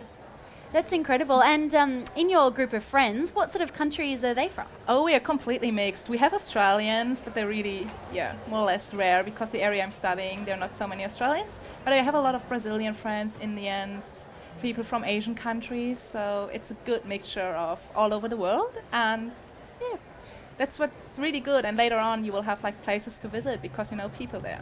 That's really nice to hear that coming here was like coming home. I actually feel the same. I can't believe it was 10 years ago that I graduated, and coming here, it really does just feel like home. So seeing familiar faces as well. Thank you so much for joining us today. Thank you for having us. Wealth of knowledge, and I'm sure people will find you to ask you more questions as well. You're very inspiring. Thank you very much. Thank you. Thank you. Thank you. Now, while you think it might be all gavels and barristers' wigs for a career in law, there are a few things you need to tick off before being able to confidently proclaim "Objection, Your Honour" in court. Now, we've already heard from one of our law alumni about his journey, but what comes next after your LLB? At Bond, we offer a graduate diploma in legal practice, or more commonly referred to here on the campus as GDLP. Now, it might sound confusing, but don't worry, it is totally not. Let's take a look at some of the most frequently asked questions about that program. Bond University's Graduate Diploma in Legal Practice is a high-quality, engaging and practical professional legal training, or PLT program. It satisfies the practical training requirements for admission as a legal practitioner, and it will equip you with the legal and professional skills that you need to become a competent and successful lawyer. In this video, you're going to hear from two of our academics, Hugh Zillman and Tanya Atwill, as they answer some commonly asked questions about the program. If you would like to practice law in Australia, you will need to complete practical legal training. It is the bridge from law student to lawyer. The program is delivered either on campus or online, which is available full-time and in a flexible delivery mode. The program is made up of compulsory and elective components. Students must complete all of the compulsory coursework and law placement subject, and then choose from 2 or 4 electives depending on the length of their law placement. All of the elective modules are taught online. The course has been designed to provide the student with the freedom of choice based around their areas of interest and flexibility of study. At Bond, the student experience is important to us. Therefore, our trainees are mentored and supported through the program and while in their legal placements. They are provided support through the University Career Development Centre in finding a placement. The learning platform is a modern, innovative and efficient approach to learning, perfect for the transition from legal theory to legal practice. You are entitled to admission in Queensland, New South Wales, Victoria, Tasmania and the Northern Territory, and once admitted as an Australian legal practitioner, you are entitled to practice in all state jurisdictions as well as the federal jurisdiction. I always wanted to do an exchange semester, so Bond University seemed like a very good university with a lot of interesting courses, very good professors, and back in my country, Bond University has a very good reputation. I choose Bond University because, of course, the weather here is great in comparison to Germany, but also because Bond has a pretty good reputation at home. When I arrived on campus, I was like, wow, this campus is so beautiful, probably the most beautiful campus I've ever seen. I felt like in a resort or in a hotel, so I felt home like from the first minute I arrived here. And also like all the facilities here, like the gym or the library, the MLC, which is open 24 hours a day. So it was just beautiful and I really love this university. So living on campus has been a really great experience for me. It makes everything on campus really accessible. It's also really easy. I like to study late at night. I can go to the MLC, which is open 24 hours a day. There's always computers, tables open, it's quiet in there, it's a nice study environment. I came here all by myself, so it was some kind of a challenge to experience something completely new all by your own, but it was really easy to adapt to everyone and get to know people, and you really get to know a lot of people, so that's really nice. Bond is known for a whole variety of tasks, so you don't only listen to the lectures, but you do teamwork, you do projects, you do cases. You get a really good practical experience and knowledge. I would rate the Gold Coast in Australia as a really high study destination. I think the weather is great. It's nice to have a balance between going to classes during the day and in the afternoon you can go to the beach, go surfing. Really anything you want to do on the Gold Coast, it's available for you. So we went to Currumbin Wildlife Sanctuary. I really loved it. It was the first time I saw koalas and kangaroos. And I also really liked the treetop challenge. At first I was scared, but then after it I had a lot of fun. I really fell in love with Byron. It's like such a magical place. I especially like the lighthouse and the view from it. And surfing was just amazing. The waves were so good.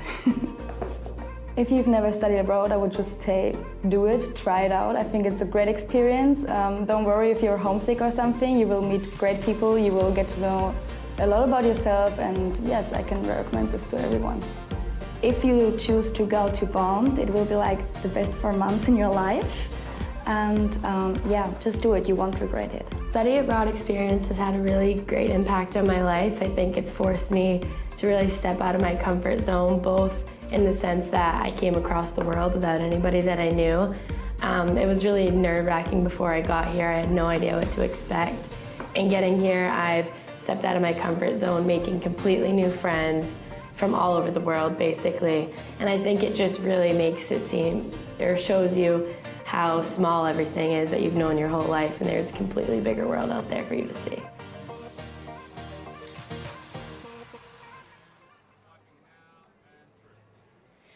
It's said that success is a journey, not a destination. Whatever your destination, you can find a journey here at Bond. Now, joining me to talk about pathways into programs, career changes and more are Sabrina Sultana and Taryn Mathis from Bond University College. Taryn, we'll start off with you. Can you tell us a bit of an overview of Bond College? Absolutely. So Bond University College is a great starting place for many students. both international and domestic. The key programs that we offer do focus on academic development. So we have university preparation program.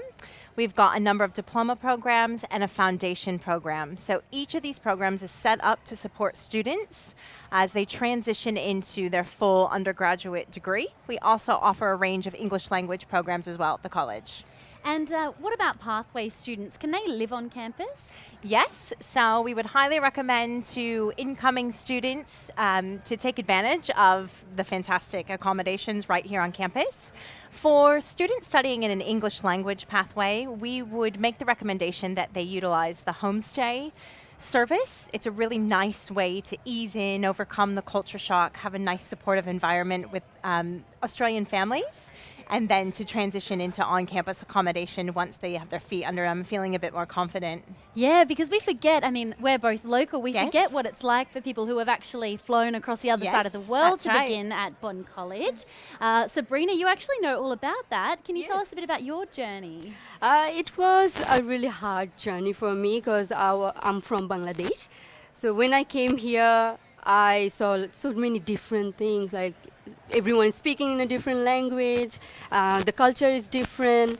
But when I started with Bond College, I gained lots of help from the teachers, and they say, it's okay, you will be fine, and you are here to learn. So if it is a new thing for you, so you'll be fine. So Taryn was my teacher that time. Wow, and this is a lovely full circle. Yes, so I never felt like I'm away from home because everyone was so helpful, teachers were helpful, and the learning was so exciting. So I love it. I think that was that is my best decision to move in Australia. Well, you're selling it totally. It's amazing. It's so exciting. From your perspective, what are the selling points? Differentiation between a Bond University diploma program specifically is the fact that upon successful completion, it's an award that you receive from the university. So the college is very much, in a way, the fifth faculty of the university. And from the very beginning, you are treated as a Bond University student. You're just given that extra support that you need for those first 2 semesters to hit the ground running and really feel confident as you transition into an undergraduate degree. I think in terms of the diploma program standing out at Bond University as a program, it's for those students who just miss the mark and might not get their first choice program. And it's a great opportunity to, again, develop those academic skills, have a chance to have a supportive environment to get used to the university environment, and then still be able to get that first choice, just going a different way about it. And Sabrina, I was just wondering, when you are studying at Bond College, do you feel like you're still part of the university at large? Oh, yeah, absolutely. Because some of my friends were studying in bachelor degree, but I was doing the diploma. But all of us were experiencing the same support, like all the support, student learning support, career development support, and every support. We were going there together because it's the same for all the students, no matter we are from Bond College and doing the diploma, but we experience all the support from everywhere. So we never feel like we are different than Bond University College students. So yeah, it was excellent. And are you still living on the Gold Coast now? Yes, so I you am. loved it, obviously. I loved it. That's amazing. Well, thank you both so much. I hope all of your friends and family are watching right now. Don't forget, you can leave comments in the live stream as well. We'd love to hear from you. Thank you so much. Enjoy the rest of Bond's Open Day. There's fireworks happening very soon. Now, it's not every day that you get to board a chartered flight from San Francisco to Brisbane with all the seats filled with entrepreneurs and investors. But that's exactly what a Bond of Group Business students did in 2018 when they embarked on the Myriad mission. From Brisbane to San Fran, Silicon Valley, and back to Brisbane for Myriad Festival, it was the study tour and experience of a lifetime. Let's take a look. Mission is a 10-day study tour which enables students to gain a practical insight into the theories behind entrepreneurship and innovation. When I look at what the Myriad mission is all about, for me, being an educator at university, it's really an opportunity for students to learn at a much deeper level through experience, actually feel the culture that exists within organisations that are highly innovative. And I think something really unique and something that not many people have been fortunate to do is to see these large organisations like LinkedIn, like Google, like Uber, seeing that culture in play and getting to see the strategies and the leadership styles that they are utilising within the organisation is just so amazing. And being able to speak to founders of smaller companies, you just don't get to do that on a daily basis. A highlight for me was meeting with Bevan Slattery of Superloop. Bevan was able to distill what it was like, going through the difficult periods, through that valley of death. His character and fortitude and resilience has got him through those dark times of his business, and he's come out and he's been able to prosper. And I think it was great for me to really see the character that you need to be able to navigate these difficult periods, because in this modern world we hear so much about success, but we don't hear about the trials and tribulations that contribute to that success. So the key lesson that I've learned over the Myriad mission has definitely been that when you have an idea, you should definitely just put it out there rather than holding it close to your chest for fear of it being stolen or not being a good idea. Just don't fear the worst, and business is a world that everyone can get into regardless of where you're from and what you do. The benefits that I've gotten from this experience has to be the networking opportunity. I've been able to make 150 LinkedIn connections and 48 business cards. And all these people are people that I actually have a physical connection with, that I actually talked to, so they know me and I actually know them. So that has been invaluable. I think the Bond Myriad subject is critical to students' development because it actually provides students with an opportunity for practical application. It also then gives the students the opportunity to actually put themselves in the shoes of the various leaders and entrepreneurial teams to get real insights that you can't in a classroom environment, and to also give them this full immersion in terms of what it takes to actually take an idea all the way through to execution. Entrepreneurship is the new black. It is the way of the future for driving the ability to be competitive in today's business landscape. And every single member of our workforce needs to have entrepreneurial capability. So I think the people we've met have exposed us and opened us to opportunities that we would never have known have existed. We've had a really intimate relationship with Tristan Cameron from Google. We have been offered internships. We've had people set us up with people in industries we're interested in. We've had exposure to robots. We've had exposure to flying cars. We've had exposure to AI-driven projects, VR-driven projects, and it's just been an amazing opportunity and something that if it ever comes up again, I would not hesitate in saying to people, put your hand up, go for it.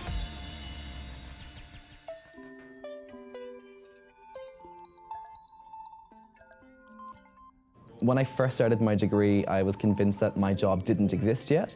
And looking back, I can confirm that that was absolutely the case, that the job I have today wasn't something that I knew was in market when I first chose which degree I wanted to follow. Singled out Telstra as one of the companies that I definitely wanted to work for based on how quickly they were moving in the technology space and the new types of technologies that they were working on and the projects that I could see that people were developing.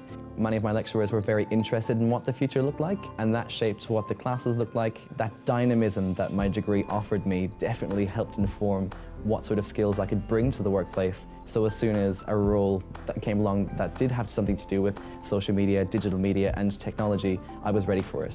Something I really love about this profession is how dynamic it is and how quickly it changes. And that means that I also have to be just as quick to travel at the speed of social, as we often say. But that's one of the things that keeps me most interested, because what I'm working on now is very different to what I was working on 18 months ago when I first started. And I know for a fact that 18 months from now, it's going to look very, very different again. One of the things that it's most interesting to me about social media is the impact it has on people and society. During my time at uni, I witnessed the Arab Spring, and I've also witnessed social uprisings and businesses, government agencies and even political parties being shaped and influenced and held accountable by social media. When I think about the future of technology, I put myself today in the same position I was when I first chose my degree, that the job I was going for didn't exist yet. And I feel that that's still true today, in that we don't know what the successor to Facebook would be, or what the new social networking site could look like, or how we browse the internet. user interfaces, the hardware that we use, that could all change. Why that uncertainty might not be appealing to some is very interesting to me. So in the meantime, what I'm looking at is what changes that we could expect and how can that change what I do in the day-to-day. I think I've always wanted to be a designer. I've followed in my sister's footsteps, and she went to Bond, she did a Bachelor of IT and Commerce, and I just assumed that's what I should do, my rite of passage as the next younger sister in line. My passion for fashion flared up and I couldn't say no to it. I don't think there's any risk to going to Bond. I came out with a degree from Bond, and I feel like if I'm sitting in a lineup of interviewees, I'm going to be picked over the other person. Bond University, some people say you pay for your degree, but you don't, you earn it. Since finishing my degree of business at Bond, I have since gone on to create my own fashion house called Calibre. My average day kicks off at 5 a.m. I'm at the gym, crack of dawn. Then I turn up to work, or I'm on my emails before that about 7. I don't stop from there. I start pattern making, designing, coding, website design, scheduling, working out pay slips, doing the back-end inventory stock take, organising storage, wholesale, the list goes on. Sometimes I'm on location doing photo shoots. Every day here is different. I've learnt every single skill that I could imagine from Bond. What you see is what you get with me, and fashion is a really great way to express how I am feeling in that time. Each collection is really tied to my emotions with relationships, family, environments, the way the government and the global economic situation is at the moment. That comes all out in my clothes, and it's interesting because that's my creative outlet. Some other people's might be art, it might be marketing, it might be surfing, the way they bring out themselves, but I bring it out in the way I want to dress people. And my time at Bond definitely has shaped the way I respond to challenges today. I think it's made me more of a tougher person and more resilient to changes and different personalities and the way that I approach things. I think the best advice I could give anyone considering Bond or finishing Bond or in Bond is the friendships you make are for life.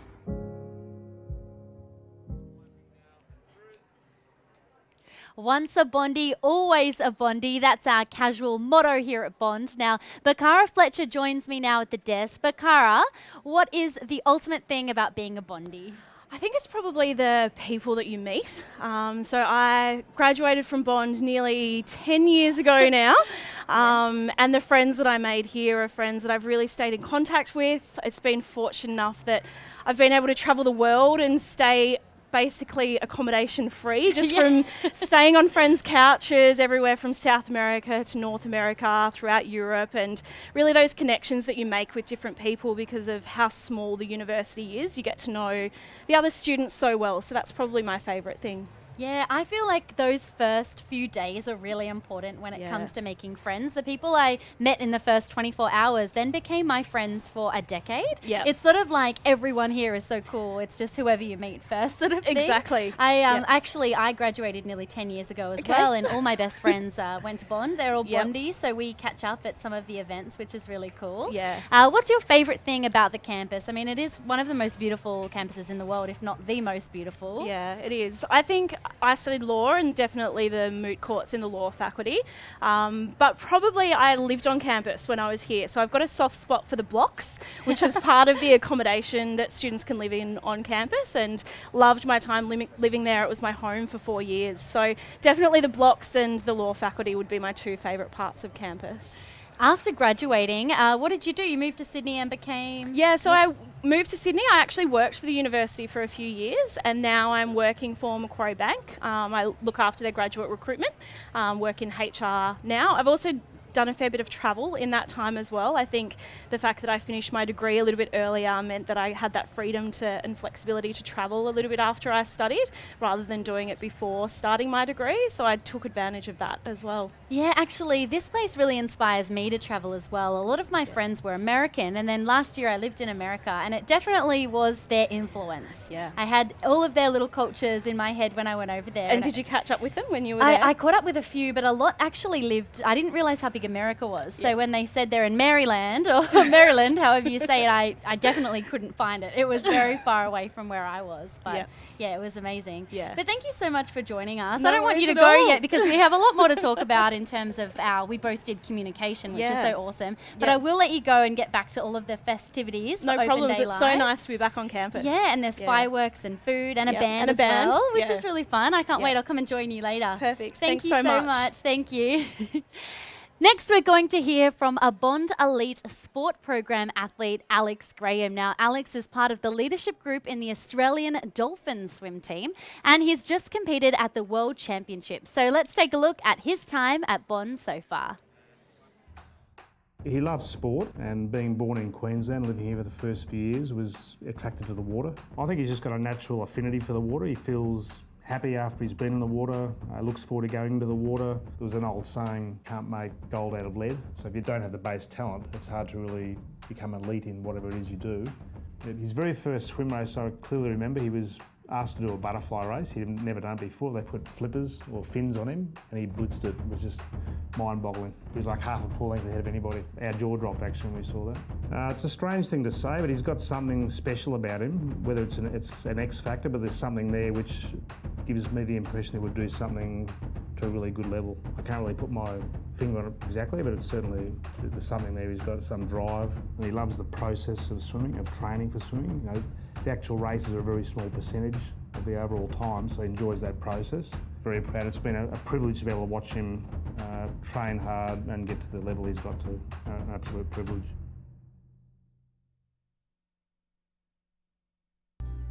So the first thing I noticed when I came to Bond was how up-to-date the facilities were. Everything's brand new, the labs are up to date, the culture around everything in sport is really vibrant and flourishing.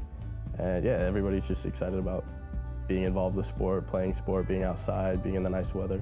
I definitely recommend that other university students from the States come and study at Bond, especially for a master's program because it is accelerated.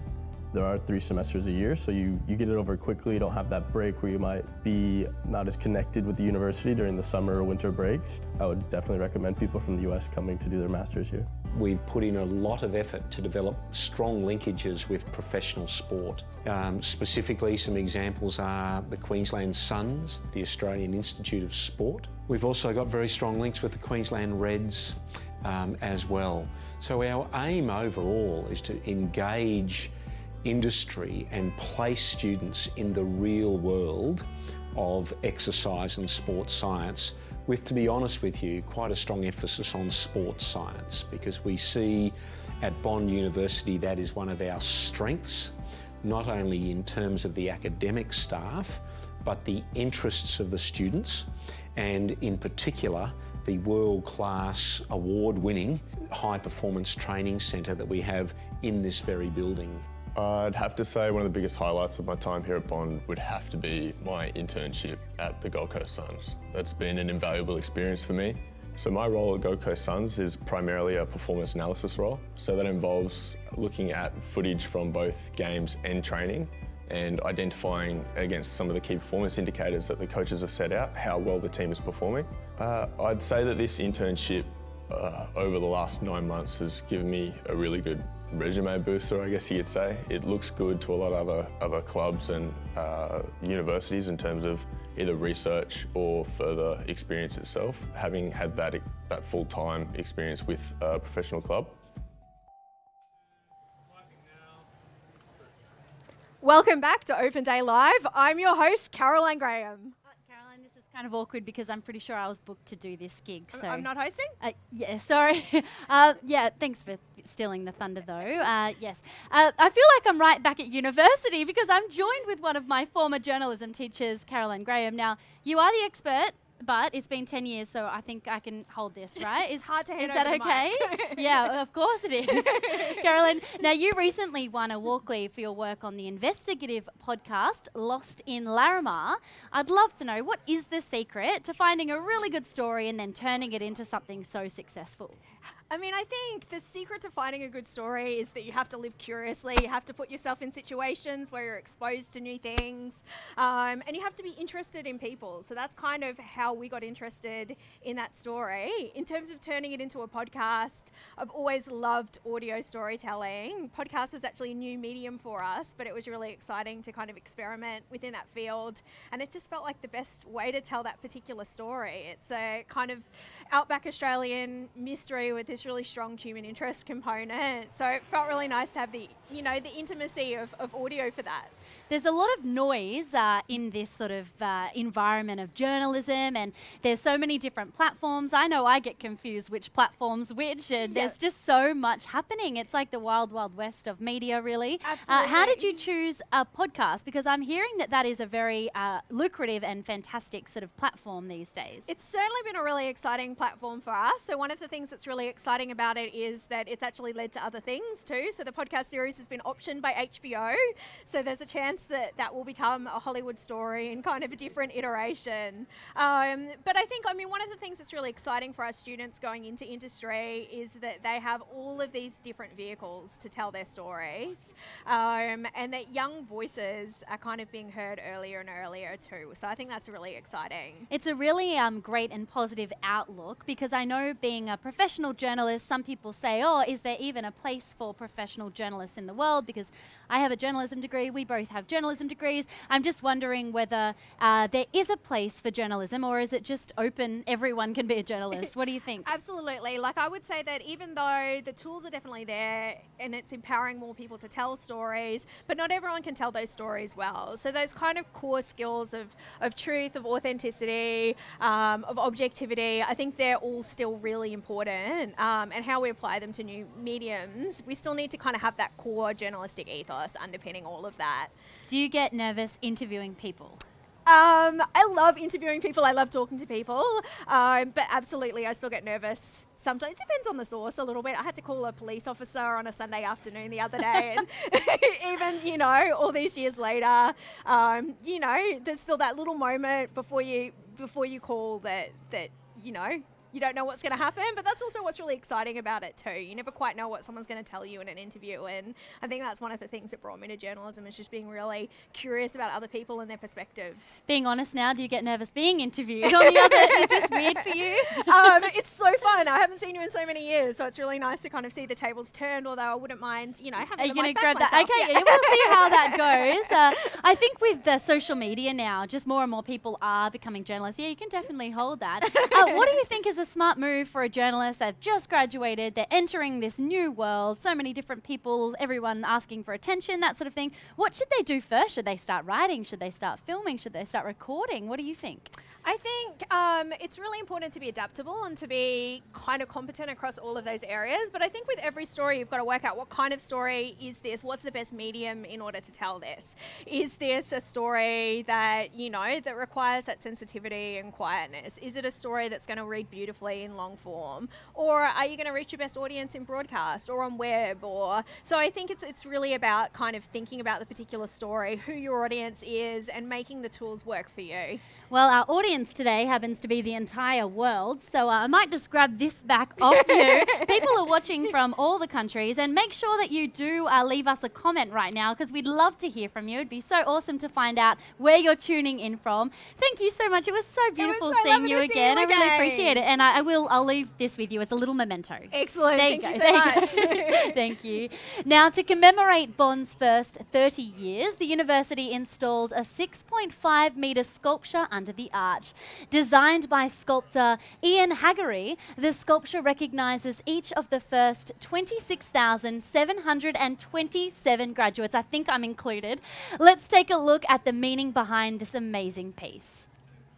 From start to finish, it's taken nearly a year. The concept was reflection, and it was to show the limitless possibilities of education. So the idea is that people that would look into the globe and into the sails would actually see their own reflection, but they'd also see the reflection of Bond, and ultimately with the names, they'd actually have some responsibility to the other people that had gone before them. That way, they could see how they're contributing to the globe, and vice versa, the globe is contributing back to them. It weighs approximately 1.5 tonnes, approximately 6.5 metres tall, 3 metres wide. It's stainless stainless steel, marine grade, and it's mirror finished. The globe itself is actually sandblasted with a map of the world. And then we have the 4 pillars of learning, which are really the sails. If you notice, the top of the sculpture bursts open. So in other words, there is no closure to it. They're all supported by the 30,000, up to 30,000 names of the past students. They're the beginning. There's no end to it. Well, there is definitely something secret in there, which you have to find.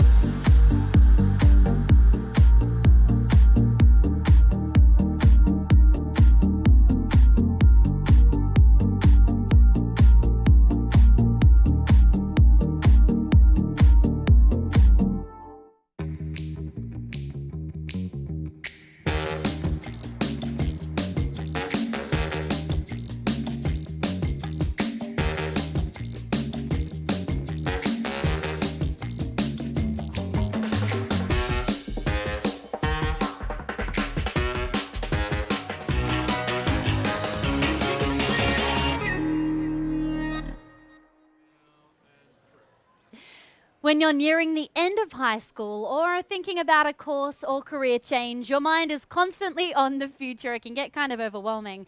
What will it look like? How can I make the most of it? Well, there's no need for a crystal ball or fortune cookies when it comes to the future of law. Joining me at the desk right now is the Executive Dean of Bond's Faculty of Law, Professor Nick James. Nick, lovely to meet you. Hi, Candice. Can you tell us a bit about the future of law? What can we expect? Well, the future of law is something that the Faculty of Law at Bond is paying particular close attention to. We want to ensure that we are preparing our graduates for what the legal services sector is going to look like 10 years from now, not the way we thought it looked like 10 years ago. And things are certainly changing out there at the moment. So what we're seeing is an internationalization of the legal services sector. We're seeing the emergence of entirely new ways of delivering legal services, and of course we're seeing a pretty disruptive impact of new technologies upon the way lawyers actually provide legal advice and deliver legal services.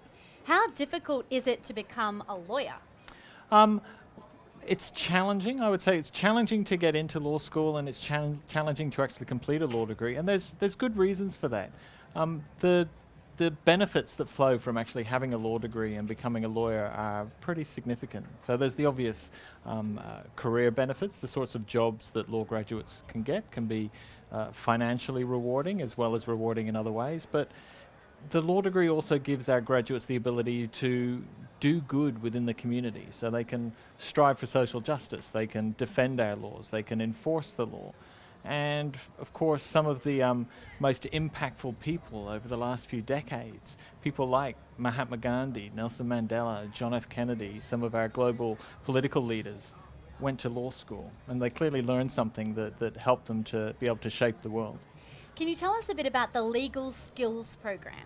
Sure. So Bond Law identifies as a professional law school, and so we pay particularly close attention to the development not only of the students' sort of theoretical understanding of the law, but also the development of their practical legal skills. So every step of the way through the law degree, we're teaching the law students how to communicate orally and in writing, how to resolve disputes, how to collaborate, how to do research, and of course how to solve very, very complex legal problems. So it's a very practical program. And so in each of the compulsory subjects in the degree, the students' legal skills are developed to initially at an introductory level, then intermediate, and then by the time they graduate, they're operating at a very advanced level.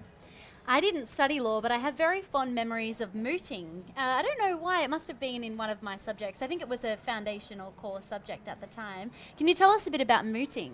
Sure. For those who don't know, mooting, a moot is a mock trial.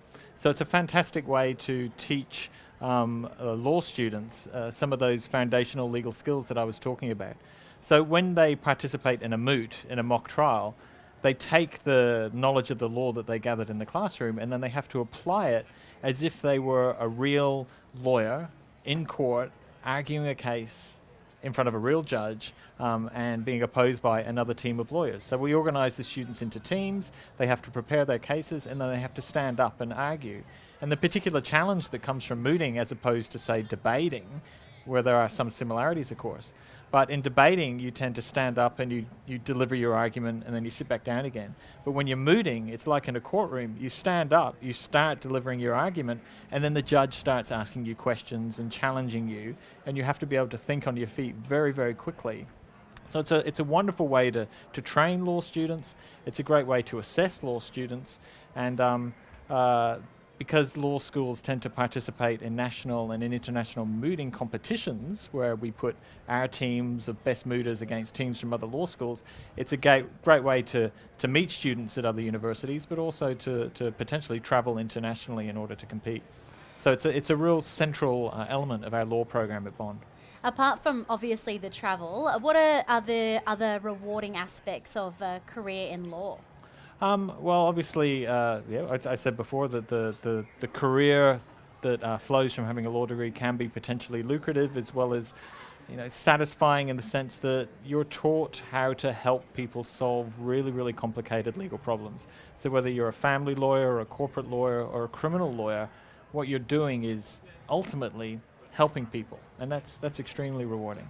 And also you can sort of help yourself as well. All of my friends who are lawyers are so intelligent, they get everything done on time. I think you learn so many skills. No, it's a fantastic program to do. Not every law student becomes a lawyer, and in fact there was research done a few years ago that showed about 50% of law graduates end up practicing law, and the other 50% take that law degree and use the fantastic skills and knowledge that they've acquired in a vast array of different professions and industries. Something to definitely keep in mind. Well, thank you so much. It's been so interesting chatting to you today. My pleasure. And I hope that you get to enjoy the rest of Open Day Live. I know all the festivities will continue. I'm sure people will find you and ask you some questions as well. If you haven't already, you can ask questions also over the live stream, and make sure you're also following us on all of the channels at Bond University. Thank you so much. Thank you. Now, from the Faculty of Law to Lake, or just over there, let's check in with kayaker, psychology student and Bond University Elite Sports Program athlete Erin Blanche. From a young age, Erin had just a love of sport because her father, that was how he lived his life. The water has been her saviour in the last 12 months since her father passed away. It's where she can just feel at peace. She can focus. If she's training, she focuses just on the training session, but Erin will always need to be near the water. That's what keeps her mentally together and keeps her driven. Erin manages all her high-level commitments through organisation, through dedication, and through, I guess, her motto of no excuses. People can be more talented than you, more gifted than you, but there's no excuse for anyone to work harder than you. And that's what her father taught her. I always knew she was going to be something amazing and something special, and there would be no stopping her. I mean, the moment she was born, she basically held her head up and looked around, and it was like, right, what's there to do? What am I going to do here? I'm coming now, watch out world, and I think that's how she's going to live her life.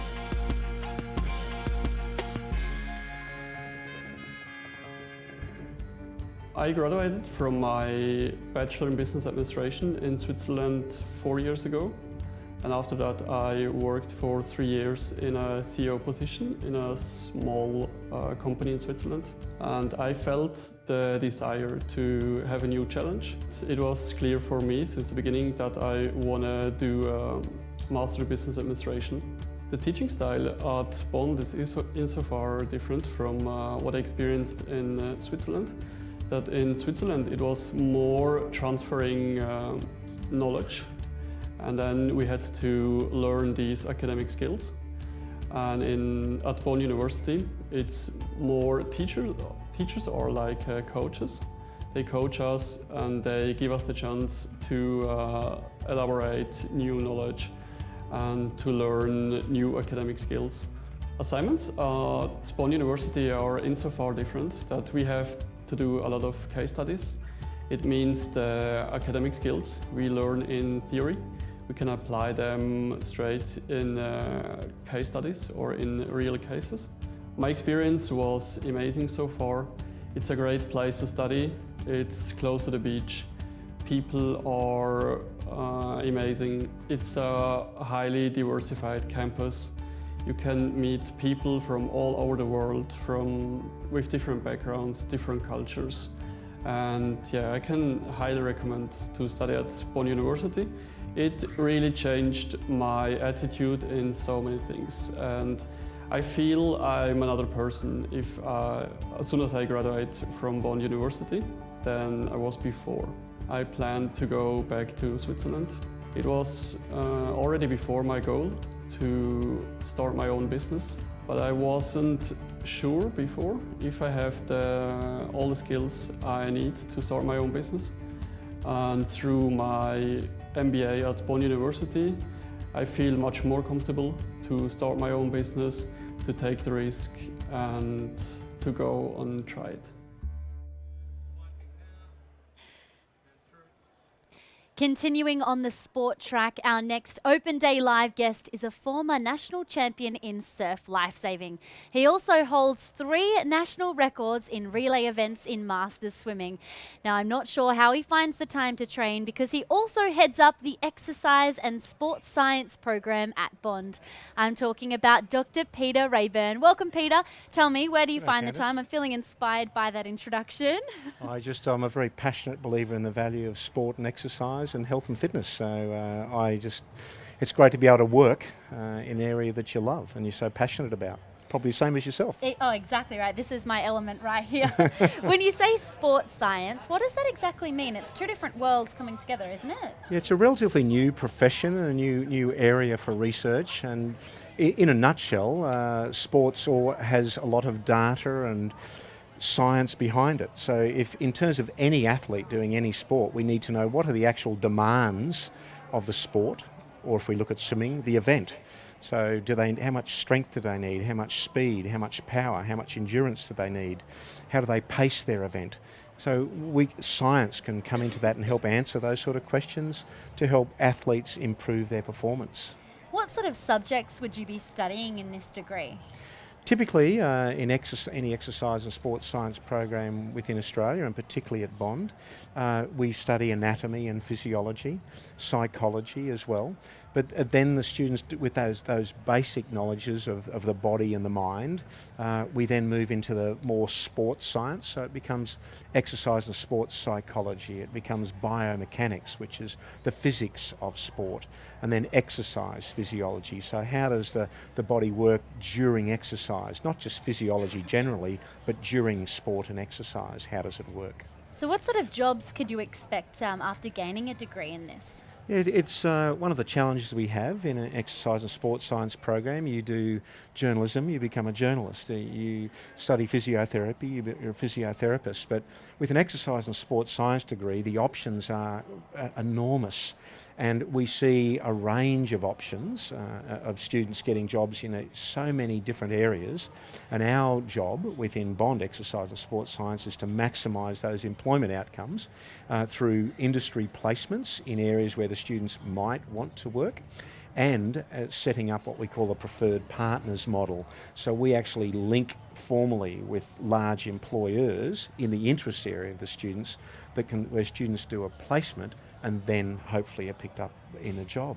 Are there many cool facilities for these students? Within the Bond High Performance Training Centre, over at the Bond Institute of Health and Sport, we have one of only 3 National Strength and Conditioning Association accredited strength and conditioning spaces.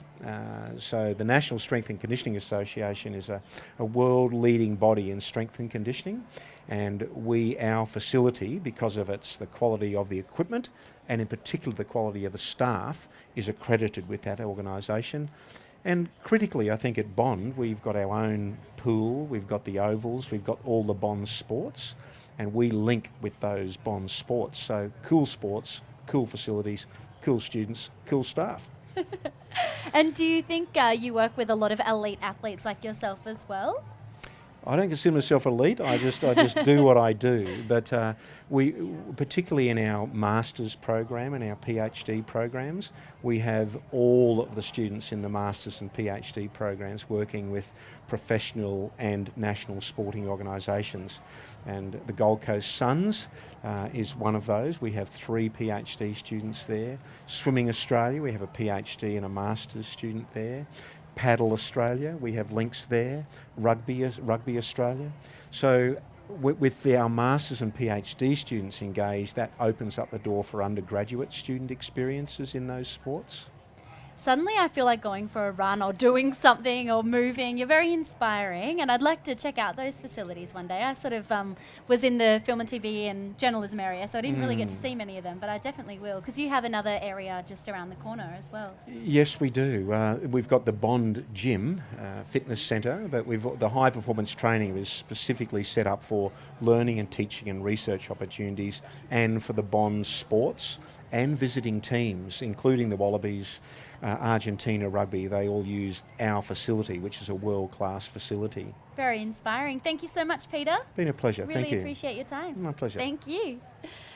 Now, Bond medical students complete placements in a range of clinical situations, giving them the experience they need to make a life-changing and sometimes life-saving difference. One of the placements available to medical bondies is in Kirikira, a town in the Solomon Islands. Now, final year students gain hands-on experience in a remote international environment. It's hard to describe the impact it has on our medical students, so let's take a look for ourselves.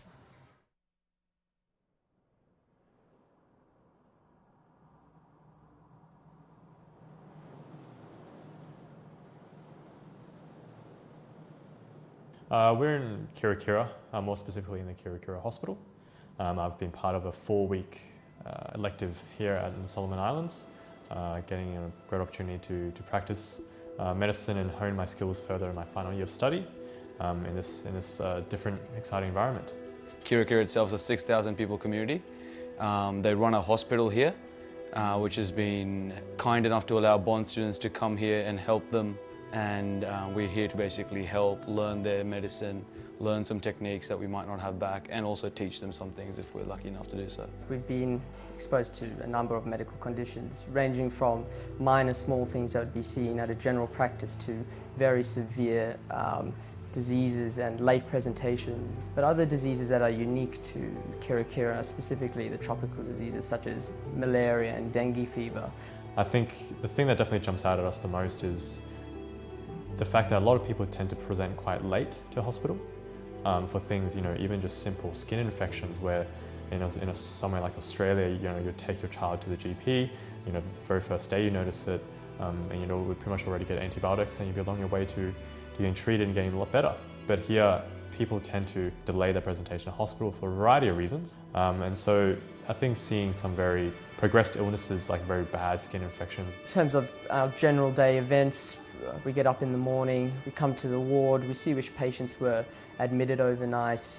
We sit down and discuss as a group, myself and the 3 other students, and we go see each patient on the ward every single day, which is our daily event. We come back in the afternoon and do the same, and in between we go to clinics as well. It's a very big change when you come from a very complex medical system like Australia, where there's the consultants there, then you've got the registrars, then you've got a whole heap of interns, and you've got a whole heap of medical students. So by the time the responsibilities get trickled down, you're doing very common jobs, or very repetitive jobs, if you say. But here it's sort of you are the one deciding on the management of the patient. That's usually a registrar or even the consultant doing that.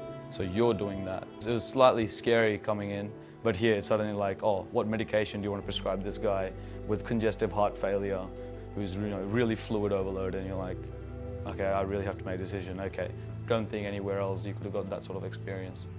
The Bond curriculum is very interesting in the sense that we are exposed to clinical situations very early on, based around simulation.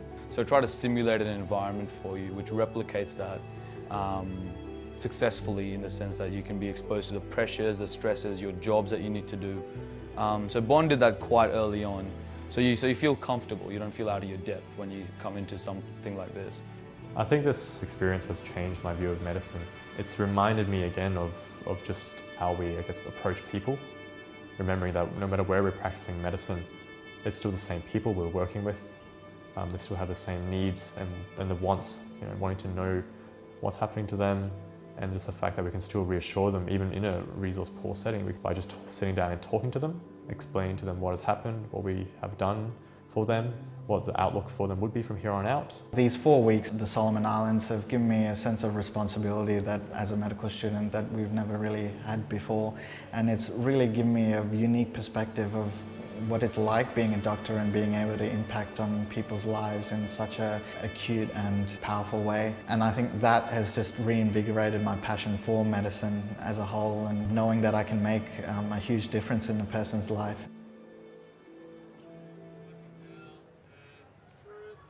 And it doesn't stop there. The Solomon Islands placement has been extended to include film and TV, physiotherapy, dietetic practice, and project management students.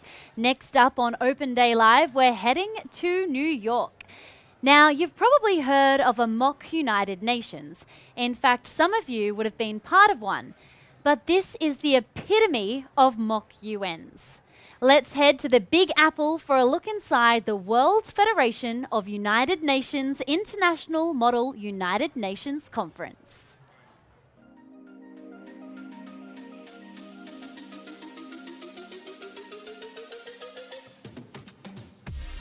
WIMON is an international Model United Nations conference which is organised by the World Federation of UN Associations. It is their flagship Model UN, which takes place in New York City at the UN General Assembly headquarters, and ultimately it's designed to give the most accurate simulation of United Nations that exists in the world. I think it's imperative that students who are undertaking a Bachelor of International Relations actually be exposed to Model United Nations, because you really get those skills of negotiation and diplomacy that you wouldn't get in a normal classroom. So my role throughout the conference was to be the delegate of Estonia, which is a small country just near Russia. I was actually fortunate enough to meet with the Estonian mission to the United Nations, which gave a great insight into the diplomatic nuances and the foreign policy of Estonia, which then helped throughout the conference as well.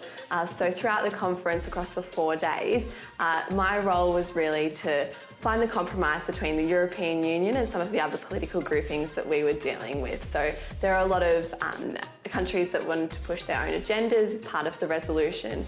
And so finding that compromise between including everybody's parts and making sure that all countries are happy so we could come to a consensus was a really big role that I played. We've seen a number of our students go forward and graduate into very prominent positions. They're working in embassies, they're working in missions, they're working with foreign affairs and the Trade Department, they're working in the Department of Defence, intelligence agencies, charities, non-government organisations. It's such an exciting time to be an IR student, particularly when considering graduate options, because the field itself is constantly changing. There's constantly new challenges that need to be faced and addressed, and the knowledge that we're learning throughout our degree is going to be essential to meeting those challenges.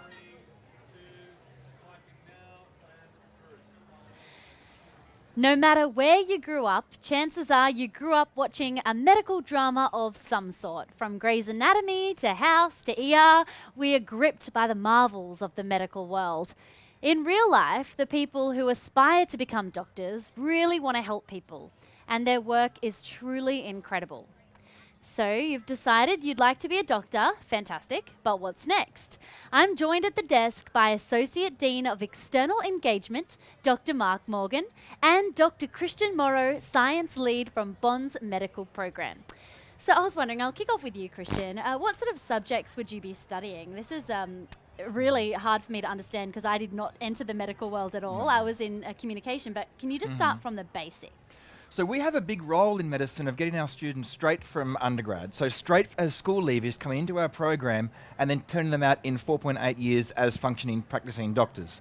So at the very start, we look into anatomy, physiology, immunology, how the body works in health, slowly getting into disease. So it's quite an incredible process learning about the body, but also learning about talking to patients, dealing with patients, turning students from school leavers into professional working clinicians. It's a busy course in 4.8 years, and it's very much all hands on deck, but it's quite interesting. So we do have some postgraduates that come in with a range of skills. Some of them come out of biomedical sciences, some of them come out of physiotherapy, and then most of our students being direct school leaders. So it's a very diverse cohort. Subjects in the first couple of years, very much science-based, with a little bit of communication, critical thinking and essential skills. And then in the later years, we'll hand over to Mark to talk about the placements and the experiences they'll get as they go through. So what sort of skills do you need to really enter the real world? Because it's very different to the textbooks, obviously. It is. There's an expectation that your clinician understands a lot about the human body. So we have to meet that expectation by teaching every part of anatomy, every part of the physiology, how the heart works in health and then how it works in disease, and then moving into identifying diseases and diagnostic reasoning, and also talking and breaking bad news or talking to patients. So there's a lot of skills there in terms of communication, understanding, knowledge, and then even synthesizing treatment regimes. The first couple of years are spent here on campus. We have a campus here at the main Robina, but also another one at the Robina Hospital, where students are a lot more immersed with the clinical environment. Our last couple of years are very much spent watching, experiencing, practicing. And so it's quite a useful course where the knowledge will come first and the application comes later. So on campus here, first two to 3 years, very much knowledge acquisition. Last couple of years, experiences, processes, and working in the field. So they're ready and they're employable and they're ready for the clinical environment as soon as they finish. And ready for those placements, which you're the expert on this. Can you talk us through a placement, a typical placement? Well, it's a really good question because no two placements are the same. But it's a chance for students to work with clinicians in a setting where patients are being looked after and really get a feel for what those clinicians are doing, but also to get involved in talking directly to patients, trying to ease their route through their illness. For example, in general practice, a student might see a patient first.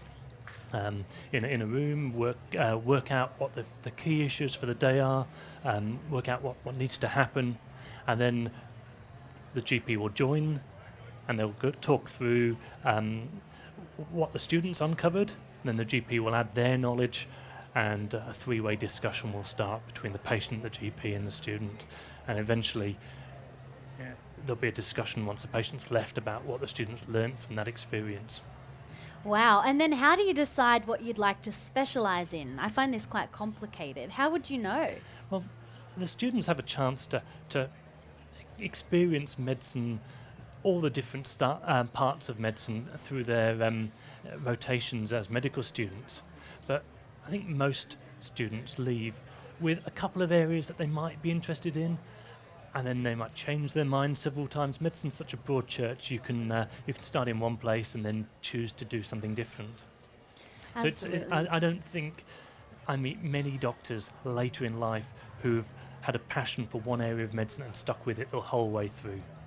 Yeah, I'm sure that you've got to have multi-skills and a holistic understanding, because it's completely changing and there's always new evidence and new research. So it's a very dynamic sort of degree, isn't it? Yeah, and the knowledge in medicine, that's growing all the time. The technology we use is growing, but those basic skills of talking to a patient, looking after a patient, really understanding where they're coming from, those skills are the same. The skills of physical examination are still absolutely critical. It doesn't matter how many scans there are and high-tech pieces of equipment, you do need to be able to start off just trying to get into the shoes of that person that's in front of you and understand what's happening to them. Yeah. Well, thank you so much for joining us. I know how busy doctors are, so taking the time out of your weekend to come and talk to all of the people who are tuning in from all around the world, we couldn't be more appreciative. So thank you so much, both of you. My pleasure. Thank you. Excellent. Now, even if you haven't been to Bond before, you'll certainly recognise its architecture. The iconic arch right behind our studio, actually, is the largest freestanding arch in the Southern Hemisphere. And its architect, Arata Isazaki, was recently awarded the industry's highest honour. Now, Bond architecture students are based within the Abedian School of Architecture on campus, a space designed for the next generation of design visionaries. Let's hear from our recent architecture student, Ellie, about her time at Bond. In my 2 years here at Bond, there were so many standout moments. If I had to pick one, I think I would choose the Japan study tour. The Japanese culture and their connection between how they live, their language and their architecture is really inspiring for how I would like to design for the rest of my career. The Gold Coast definitely has a lot of hidden gems, which is really important doing a creative degree to go and find your place. We can go and relax and rejuvenate. I've learned a much more existential and deeper appreciation for architecture with the profound impact it has on the individual as well as the broader society. I look deeply at how the person is interacting with the space rather than just creating a space to be inhabited by a person. So what I didn't really grasp before coming here was the great advantage that we have with technology. We learned things like Grasshopper and Revit and all that, but also the technology with the CNC machine, 3D printing, laser cutter and the robots. It really helps to build your resume, so when you graduate you're really competitive in the industry. So what's unique here at Bond with its studio culture, which is such a massive impact on us as developing architects and creatives, is one, we have our own workspace, so we actually have our own desk where we can set up our own little space. And it gives us creative freedom to explore what we want and come in at our own time for what suits us. It's really been a very key aspect in my time here at Bond. We've had so many amazing and rare opportunities to meet with and have lecture series from architects coming from Zaha Hadid's firms. Virginia Carey just come down, and so much exposure to all these well-known names around Australia and internationally. So in the bigger picture, architecture, I believe, offers you so many different pathways. You can go into set design and anything creative really is super important to me, but architecturally I'd really love to open up my own firm. I think that's just so powerful and that would be my biggest goal. While your journey at Bond is really important, we know that it's what comes afterwards is the big goal. Our Career Development Centre, or CDC, is committed to helping you find not just a job, but a meaningful, rewarding and challenging career. Welcome, Kirsty Mitchell. How are you today? I'm great, Candice. How are you? Oh, very good, thank you. It's awesome to have you back. Yeah, no, it's so nice being back here. I feel so at home, though. It's like no time has passed at all, which is kind of scary in a way. Yeah, that's But awesome. I have to ask you a bit about the CDC. I remember walking in with my resume, and it was a lovely place. I felt very welcome. And good. so thank you. My pleasure. Yeah, can you talk us a bit about the whole program and where you're located on campus? as Yeah, well? certainly. So at the Career Development Centre, I always make the joke that we're in the hopes and dreams business. And so the work that we do with students is helping you where you are to where you want to be, and whatever that might be. So the work we do with students is we do a lot of resumes and a lot of applications, a lot of conversations about what am I doing and how can I make the most of my time here. We run a program called Beyond Bond, and so we really help students where they are to where they want to be. We also work with alumni, so they're often coming back to us when they're looking for the next opportunity and the next challenge. So, it's pretty broad. It doesn't come naturally to be interviewed, I'm sure. So when people are going for those jobs and are a bit nervous, what is the best form of advice you could give to them when they walk into that room? Because it's all about first impressions, I'm absolutely. sure. An interview is a very daunting experience. It's evaluative, it's judgmental, and there's a lot riding on it. And so the critical factors are to really make sure that you know why you're applying for the role. You're very clear about what my skill set is and what the experiences I've had to date. But most importantly, thinking about how I might be able to apply those in the future of the context of the employer you're meeting. So the two critical factors are feeling confident and feeling really good about going in, and secondly is managing your interview nerves. So breathing, managing your nerves, and just being really authentic and doing your best job. Absolutely. And can you talk us through the journey from graduation to essentially the real world? How do most people go about that? Look, it's a really diverse journey, and it all depends on what the student wants and what they're seeking. So it's all about working with the student, understanding, well, what are my skill sets? What am I interested in, and how would I like to contribute to the world, and what problems am I interested in solving? And so then it's mapping out a strategy. So it's doing a range of experiences whilst you're here. So it's not starting at the very end. It's starting really from your first day at Bond and really making the most of everything. And then it's being able to tell a story about how and articulating that. So it might be formal applications, it could be networking, but it's certainly making the use of the CDC the whole way through. And what do you think is the future of the workplace? workplace? The future of work. Everyone's talking about the future of work. It's a really hot topic. It's constantly changing and evolving, and I think it's really being driven by two things. One is that work is changing, technology is moving in, so it's really technology, yes and, so how can I add value?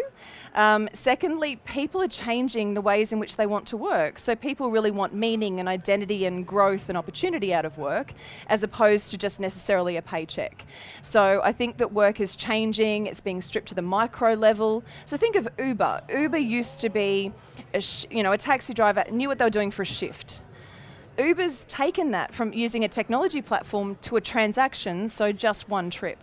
And we're seeing that move out across the whole world of work. So what does that mean for a law firm or accounting or all of your traditional professions? So it's all shifting, but it's being driven by people actually wanting to work differently, and then how technology is changing everything. What's the greatest thing about graduating into this new digital world? What's the best thing about it? Well, there's no rules anymore. Yeah. So I think that in the past, people felt very constrained about, well, I should do this and there's the perfect career plan. Yes. And there is no perfect career path. It just has to make sense to you. So I think that's incredibly liberating, but it's also very terrifying because you're the one in the driver's seat, really having to drive and navigate and manage your way through that in very non-predictable ways. And so therefore the skills that we talk about are know yourself, what's my skill set, and being able to be really creative, but also seizing opportunity and keeping across opportunity and saying yes, experimenting, having a go. I find it a really difficult question. What do you do? Because most of my friends have probably 8 different roles or different jobs, and they go from job to job to job. Do you think that that's a trend, that people are what we call slashies, or they've got maybe 10 different hats on?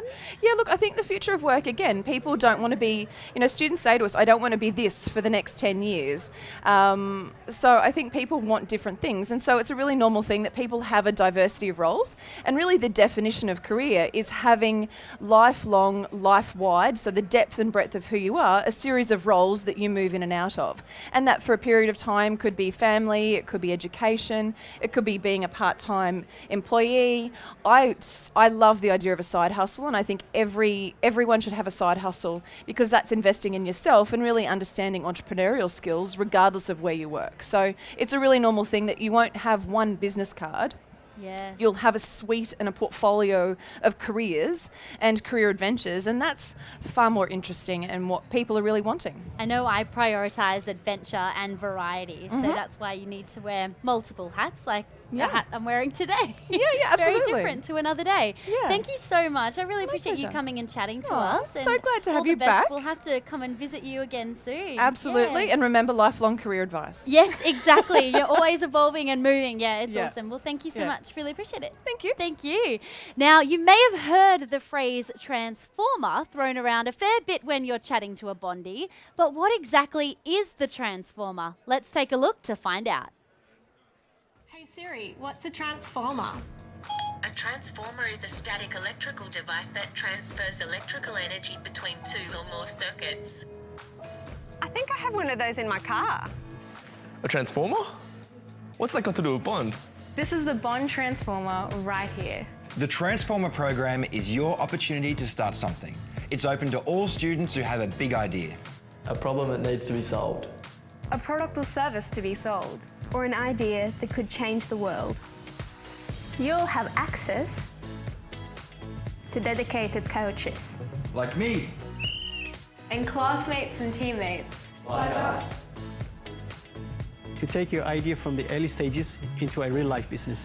You'll also have access to masterclasses and showcases to upgrade your skill set.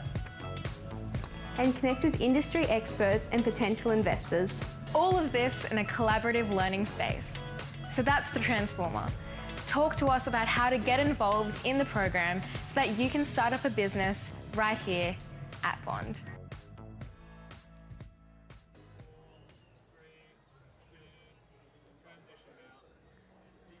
I'm currently in the centre of Bond University's main campus. Our studio is located in the main quadrangle, come and say hello, which is a thoroughfare for students moving to and from classes, to the library and Multimedia Learning Centre, the MLC as we all know it.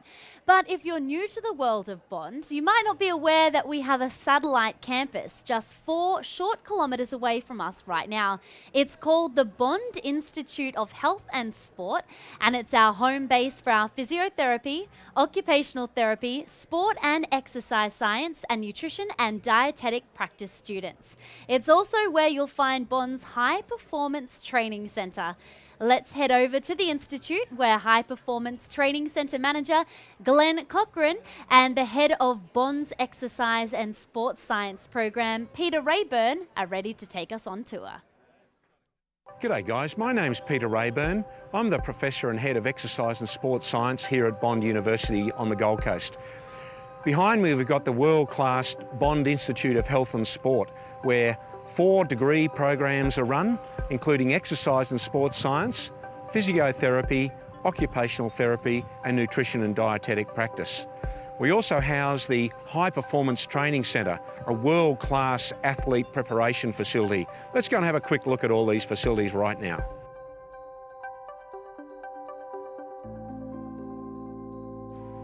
I'd love to introduce you to Mr. Glenn Cochran. Glenn's one of the most highly respected and qualified strength and conditioning experts in Australia, and Glenn is the facility manager of our High Performance Training Centre, and Glenn will take you for a tour through the facilities. Over to you, Glenn. Thanks, Peter. The High Performance Centre here is set up purely as high performance. We are nationally and internationally accredited through winning the Strength of America Award through the NSCA in America, which is a great achievement. We're pretty much set up here at the moment, so we have state, national and international teams coming through, as well as doing pre-season and off-season camps here through the NRL, AFL and the Australian Rugby Union. And the centre is also set up to allow students doing sport and exercise science, occupational therapy and physiotherapy to get learning outcomes by running projects and practical placements through the centre here as well. We're really lucky to have our field access straight through from the High Performance Centre, which is a major benefit for any high performance centre. It's 65 metres by 28 metres, which allows students to come out and do testing and prac exercise on the fields. High performance fields in our own Tier 1 sports at Bond are allowed to come out here and use this for testing and small-sided games and skill work as an added benefit to the fields on campus.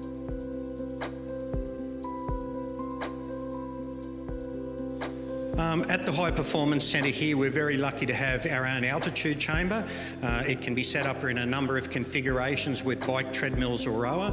The altitude chamber itself goes to 5,300 metres, which is basically base camp at Mount Everest.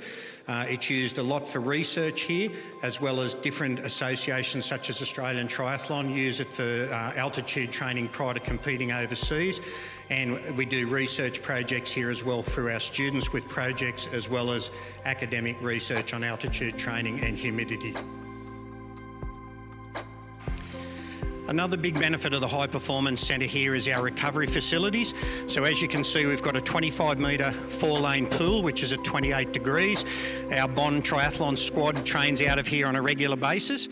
We also have our altitude chamber and steam rooms, which are another way of using contrast therapy for recovery, and also our recovery pools, which have a 15 metre walk-through cold pool, a plunge pool and a 36-degree sauna as well. So people have got the options to structure their training recovery how they would like.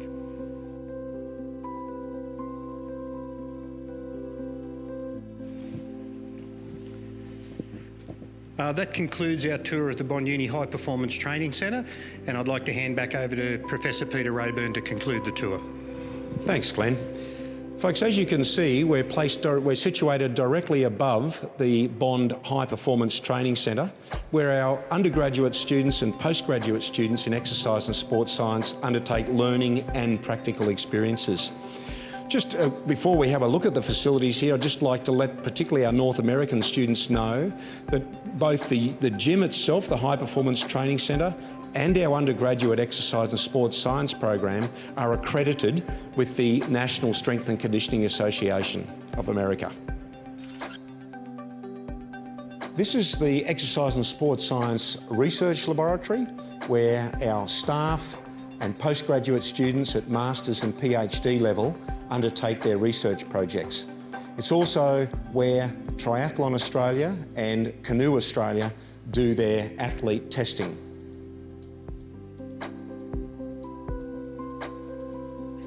This is one of our typical teaching spaces for exercise and sports science.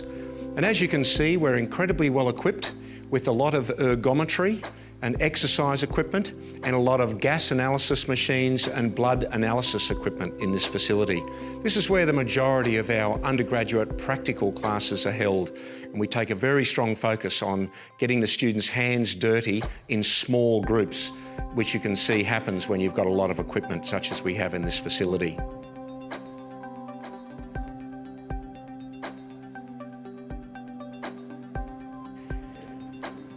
This is one of the student study areas, and as you can see, it's really well equipped with computers, small booths where students can sit and study together, do group study together. Also some small rooms where they can cut themselves off and do research projects or group study. All fully Wi-Fi'd and fully connected to the university library.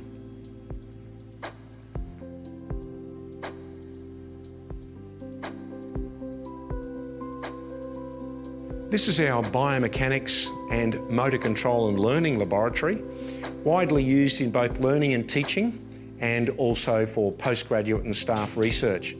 It features a 3D motion capture facility, a Vicon system, and also the ability to have force plate analysis where forces with running, walking, changing direction can be measured, and using a system to enable us to have a look at impact forces that occur during those movements.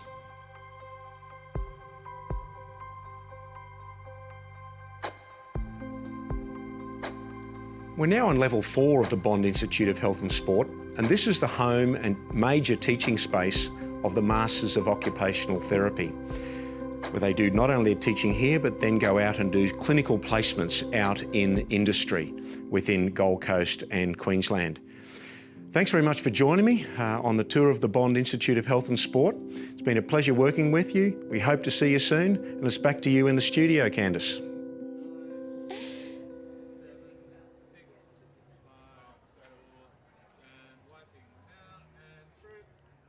Thank you, Peter. Welcome back to Open Day Live. I'm here with Dr. Wayne Petherick from Bond's Criminology program. Wayne, even though I studied communication at Bond, I also studied a criminology elective as part of my degree.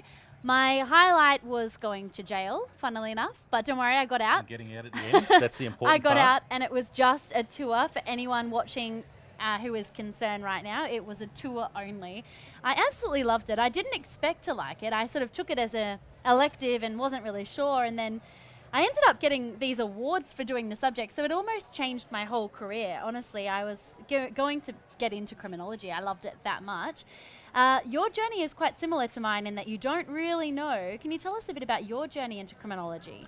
Well, I was in the military and I realised that that wasn't a lifelong career for me, so I thought that I would be well suited to being a police officer. So I started studying law, which you had to do at the time, and got towards the application process and realised that I probably didn't want to be a police officer anymore, and I thought I would be much better served being a psychologist. So I started studying psychology and got to the end of that and realised that I didn't want to be a psychologist either. And I asked a lecturer of mine at the time who I really liked and trusted, and she said, having watched you for the last 3 years, I think you'd be well suited to studying crime and criminals, so why don't you look into criminology? And came here, did my master's degree, and just never left.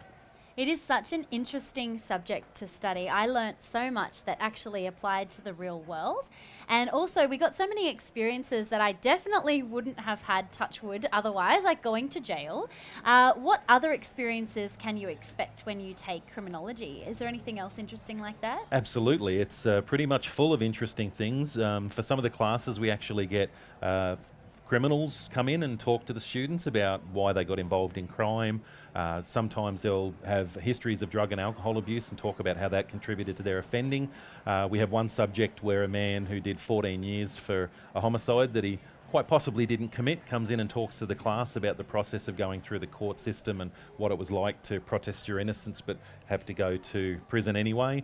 Obviously the prison visits that you did yourself, but we also have a variety of internships and placement students can do with various agencies in the criminal justice system. For example, Equity Division with the Queensland Police, Crime and Corruption Commission, Probation and Parole, which is like supervising offenders in the community when they're released from prison. And so there's a fairly broad array of things that students get to actually do that are quite hands-on. It's not just all theory. When you think of criminology, I'm sure a lot of us think of Criminal Minds. Are there many similarities with the TV shows we all know and love? It does depend on the TV show. They tend to oversimplify a lot of the processes, and obviously that's done because they have to sell a story in, say, a 48-minute time slot. There's been research done on that, how similar are crime shows to real-life crime stories, and some of the research is showing not very similar at all. What skills do you have to be a fantastic criminologist? Well, I think you've really got to have a thirst for knowledge because the area is so vast and there's so much research out there, there's so much theory out there that you rely on to do your job on a day-to-day basis. So I think, you know, a mentor of mine used to say thinking is allowed but reading is required. So you've got to have a love of reading. You also need to have good analytical skills, logic, reasoning, critical thinking, and a good memory doesn't hurt either. Can you take us through a list of potential jobs? There are so many, aren't there? Parole officer. Absolutely. The jobs are virtually limitless. I regularly meet with former students and ask them what they're doing now, and they say they're working in a job that I didn't know existed, or I had no idea that, you know, a criminology graduate could work there. There are your more, I guess, more typical ones, which are those in the criminal justice system working in probation parole. We have students who work in the prisons themselves as either intelligence analysts type roles or prison guards, state and federal police, also customs and border patrol, and then at various levels of local, state and federal government. What's the greatest misconception when it comes to this area? I think probably the greatest misconception is what it involves and how it works. And I do think that a large part of that is the crime-related television. It is one of the most popular and the biggest genres around, and you can tell by the popularity of shows like Making a Murderer exactly how interested people are. But it does, for people's understanding of crime, what people's understanding of construction and building is from shows like Backyard Blitz and House Rules. Yes, that's actually a really good way of thinking about it. I don't think many people do realise that. They take it quite seriously. Absolutely. That's really interesting. They Well, believe thank you every so much. renovation should take, 48 minutes or something like that. I'm sure that you get a lot of people stereotyping what you do all the Absolutely. time. Thank you so much for chatting with us My today. pleasure. We're almost at the end of our live broadcast. I can't believe this. It went So quick. make sure you make the most of what's happening out there. So many festivities and activities. And if you're tuning in from the other side of the world, make sure you leave us a comment and follow us on all the channels at Bond University. Now, when you picture a typical classroom, the scene that probably comes to mind includes some chairs, maybe a table, a whiteboard, perhaps even a lectern. But what you might not imagine is blue skies, sunshine, waves crashing on the shore. This is sounding beautiful, just like the Gold Coast. That's exactly what the classroom looks like in Bond's Island class subject. Yes, this is a real subject. It's an intensive course conducted on beautiful North Stradbroke Island, technically known as Environmental Field Analysis of Rainforest and Coastal Regions. Now, this subject is part of the Faculty of Society and Design and is a popular one among our study abroad students and people with an interest in sustainability. Welcome to Island class. We're here on North Stradbroke Island for a week. and the students are undertaking environmental field analysis of rainforests and coastal regions. The students really know this class as the island class. The key lessons people are going to learn in this subject, they're going to develop a deep understanding of the Indigenous culture, Indigenous practice also on North Stradbroke Island. They're going to learn about the unique fauna, its habitats, and how humans impact and can better manage those animals, from koalas to dolphins to kangaroos. I've learned so much. I feel like I've learned so much more just these past few days than I've learned in a classroom my whole life, honestly. It's been incredible. Everything I've seen, I never thought I would see like outside of a picture. It's just breathtaking. I can't even describe it with words. I chose to study at Bond and take this subject because in graduate school I want to do a lot of field work and field analysis type of things, and this class is exactly that. We're doing a lot of field analysis here out on the beaches and in some of the more forested areas, and it's the reason I came to Bond. It's a very interactive class. I expect to just have fun, learn a lot, and I've had more than fun. I think it's just having the freedom that we do and having the opportunity to come to these different places and see what Australia is like just in general. It's incredible. Yeah, I love it. It's really nice to be here. So we saw dolphins and turtles. I even saw a tiger shark yesterday, which was super nice. So yeah, it's pure nature here. The advantage of learning in an environment like this is that you develop deep learning. You're engaged with the environment. You're seeing, touching, and smelling it. You're out in the real world. During a film and television degree, Bond students will work on 10 films. And of all the subjects in the program, only 2 of them are theoretical, which means students are getting on the tools and creating films from week 1 of their first semester. The result is some pretty awesome showreels and a head start on securing that dream career. Crew, let's roll that tape. Since our earliest moments, stories have defined us. Through our stories, we capture life's every moment. We pass down our knowledge through the generations. We educate and we entertain. Through our stories, we leave our mark on the world. Stories unite us. They shine a light on humanity's strengths and weaknesses. They teach us life's most fundamental lessons. And show us the path towards a better future. Our story is 138 years old and counting. The motion picture has revolutionized how we connect with one another. We see every triumph, every heartbreak, every death, every weird happening or circumstance. Our stories stand the test of time. Filmmaking is our dream. And that dream is also a part of you. Regardless of your race, your age, your gender, your political persuasion, your sexual orientation, you are a part of something incredible. And if this is your dream, you will chase it. From early in the morning till late at night, you will fight for that dream. Rain, hail or shine, you'll be out there, pushing through the mud, never slowing down. You'll create worlds that capture our imaginations, tug at our heartstrings, make us feel remorse, or happiness, or terror.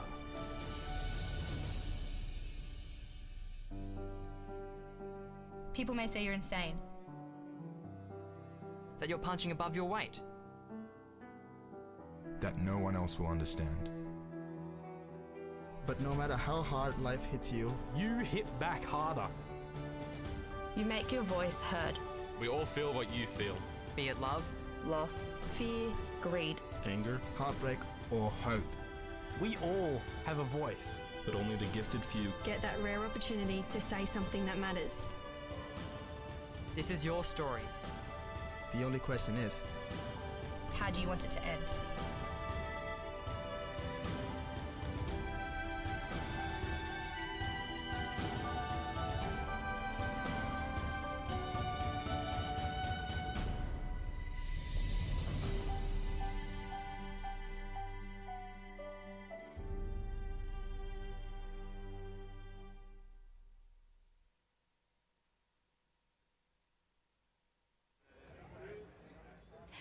Our Bondies have been part of big name productions including Thor Ragnarok, Aquaman, and most recently Lunatics, shot right here on campus. I loved when I recognised Bond in that. That was awesome. And we can't forget today's production. Now, most of the people on today's Open Day Live crew are actually Bond alumni, including myself, and our director, James Fitchett. James, where are you?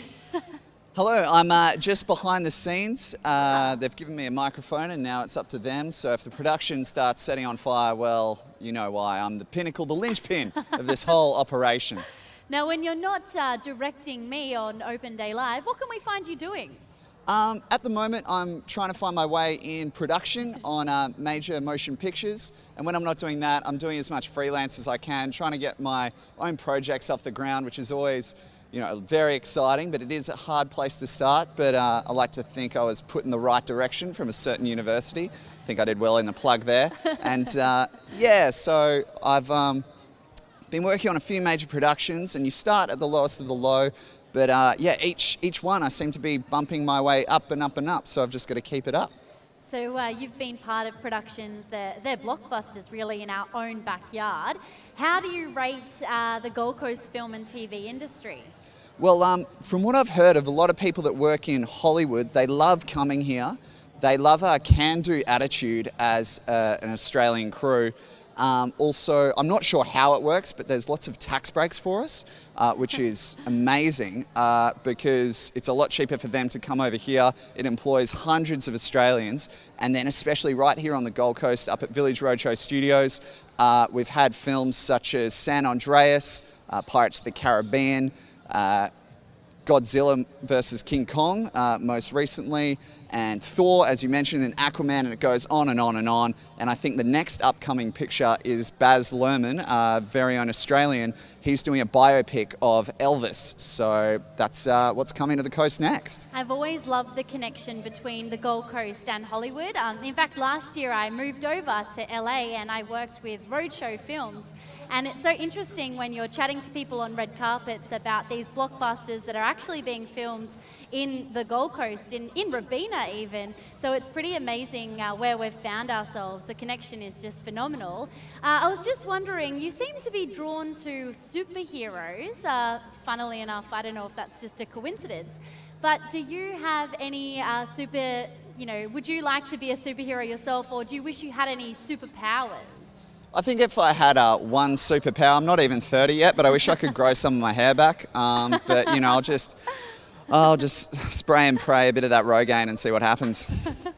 Oh, that's so funny. And in terms of the industry, what would be your super, human power? I mean, mine would probably be to memorize lines because sometimes I spend hours and hours and hours. I wish I could just click my fingers and it's in my brain. What would be your superpower? I think it's trying to make someone calm down. I think that's my superpower because there's a lot of stressful situations. I've seen a lot of people just kind of lose the plot essentially. And I like to pride myself on just being like, hey mate, come here, let's just have a chat and we'll figure this out. Is that why they're all coming to Australia? Because they get to work with you, I think. That sounds very comforting right now. Yeah, let's go with that. Let's make that the reason. I feel like I'm in safe hands, but I would like you to get back to your actual job today so I can get going and see these fireworks later on. Is that all right?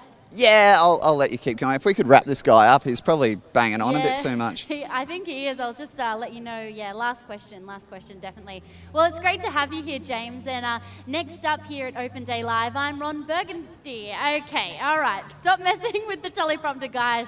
We really have to get things moving. People really do want to see these fireworks. Okay, we're back on. We're back. Everyone's okay. Good. Well, at Bond University, students do not get lost in the crowd, as you can tell. They have access to amazing opportunities, receive personalised attention from lecturers, and get learning and career support throughout their studies. There have been some really impressive students graduating from Bond, including recent graduate Sarah White. Let's see a little snippet of her time here at Bond.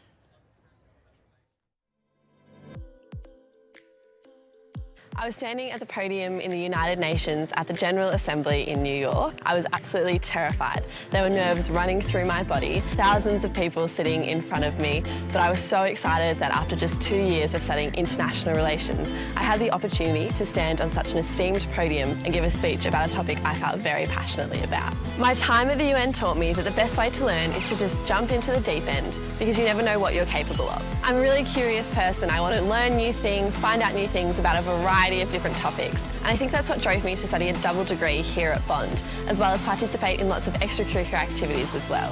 I'm about to finish studying here at Bond, and then I'm actually making the move down to Sydney to start a graduate program in corporate affairs with Lendlease. My biggest piece of advice to future Bondies would be to get involved with absolutely everything you can. Make sure you go and seek out those opportunities and participate in them, because who knows where they'll take you. So the Bachelor of Business is a very practical degree. It allows you to work hands-on and use techniques such as design thinking and experiential learning throughout your course. Subjects like business model execution, which allows you to really see that step-by-step process, get involved on campus in a number of ways. It really isn't just limited to being in a lecture and trying to churn through information that way. It's getting you to go out and develop those practical skills that you need in the workforce today. So I'm doing a major in innovation and entrepreneurship, but it was through involvement in the Transformer program and also the Myriad Mission Study Tour early this year that I really learned about the entrepreneurial method and how that can apply to my life and my direction with my career. You know, my goal ultimately is to start my own business in the long term and to be able to possibly be a consultant for a company. I want to know what we can do as individuals to make organisations more creative and really lead the way into the future of the digital revolution, basically. So the lifestyle here at Bond is really, it provides a great contrast. You've got, on one hand, the Gold Coast lifestyle, we're close to the beach, everyone's quite friendly here. And then on the other hand, you've got a professional university that it allows students to really be engaged, and I think it takes away the pressure of university and the idea of coming in. So my degree is really preparing me for the challenges that employees face today and organisations as well as a whole. I think the Bachelor of Business gives you a really generalised route into business that allows you to develop the skills to be either an entrepreneur or an intrapreneur within an existing organisation. At Bond, we like to make sure our students know what they're signing up for. That's why we invented the Bond University Postgraduate Test Drive. Now, this is news to me, actually. I'd love to know more about it.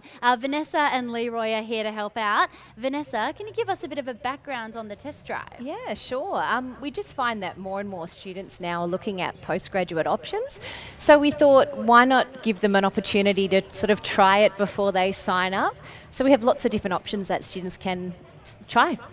Now, Leroy, you also know all about it, but from my understanding, from a different perspective. Can you tell us a bit about your journey? Yes, Candice, that's correct. So obviously, being from abroad, I had a few options, MBA being one of them, and it's obviously quite a big investment. So I thought before committing to such an investment, I'd like to see what it's all about and the opportunities that Bond could offer me.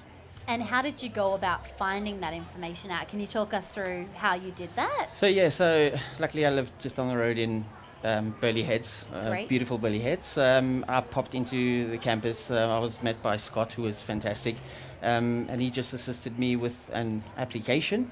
And then the next day I came down for a test drive. I was met by Kathy, who's the program director. She was super friendly. She introduced me to Baden, who took me through a test drive, a class, who I believe was on here earlier with entrepreneurship. Right? Yeah. And I think the rest is history. And as a first semester student, I'm actually going on a study tour with him to Silicon Valley in 2 weeks' time. That's so exciting. Can you tell us a bit more about that? We've been really interested by this. Obviously, as you know, the heart of entrepreneurship, Steve Jobs, Elon Musk originates from Silicon Valley. There's a national progression there with myself and Baden driving all that passion. It was just where entrepreneurship is born, so why not do it? And what's your particular focus or topic? So I'm actually doing an MBA looking at focusing on project management. Okay. So yeah, but just being an entrepreneur at heart, originally from South Africa, come from an entrepreneurial or business background, so I'm just looking to pursue further opportunities in Australia. That's great. Yeah. And Vanessa, why should people choose Bond over other universities really? Like what makes us stand out? So much. We offer a very different educational environment. So our classes are small. There's a lot more mentorship and help from academics, and students will be studying with a lot of like-minded, passionate and motivated students in their cohort. So we really do offer something special here on campus. And this postgraduate test drive is just a really great avenue for students to explore that. So whether it's through, a Master of Architecture, a Juris Doctor, an MBA, they can really come to campus, sit in on a lecture and really see what it's like before they join up to a big degree. A huge highlight for me from studying at Bond was the social life. Yes. Of course. Do the postgrads get involved with all of that as well? Do they feel welcome? Yeah, we do have a postgraduate student association, and they organise so many different networking events. So whether it's a day at Top Golf, where you can have a friendly day on the green or at the driving range, or whether it's networking events and cocktails at sunset or something like that. So postgraduate social activities are a really big part of life at Bond. Now, obviously, you've come in from overseas. So is this postgrad test drive available for people from all over the world? Because we've got a lot of different countries tuning in right now, so I just want to make sure they feel included. Yes, of course, it certainly is. After I've did just a frame of reference, after I did the test drive and I filled in the application, they literally got back to me within 2 or 3 days. So it literally is available to anyone. Bond also assists with fee help and the necessary paperwork, visas to come through. So it really is an all-inclusive package that they put together for us. And is it quite common for people studying their postgrad to also be working already? Can you do both? Yes, you can. If you are a international student, you've got to study full time. It also allows you to work 20 hours a week. Unfortunately, or fortunately, I'm a full-time student, so my wife has got to support me for now. But they've been my absolute rock. Yes. So yeah, it does allow you to do it. You've just got to put your mind to it. Being a full-time student, it is a fantastic life.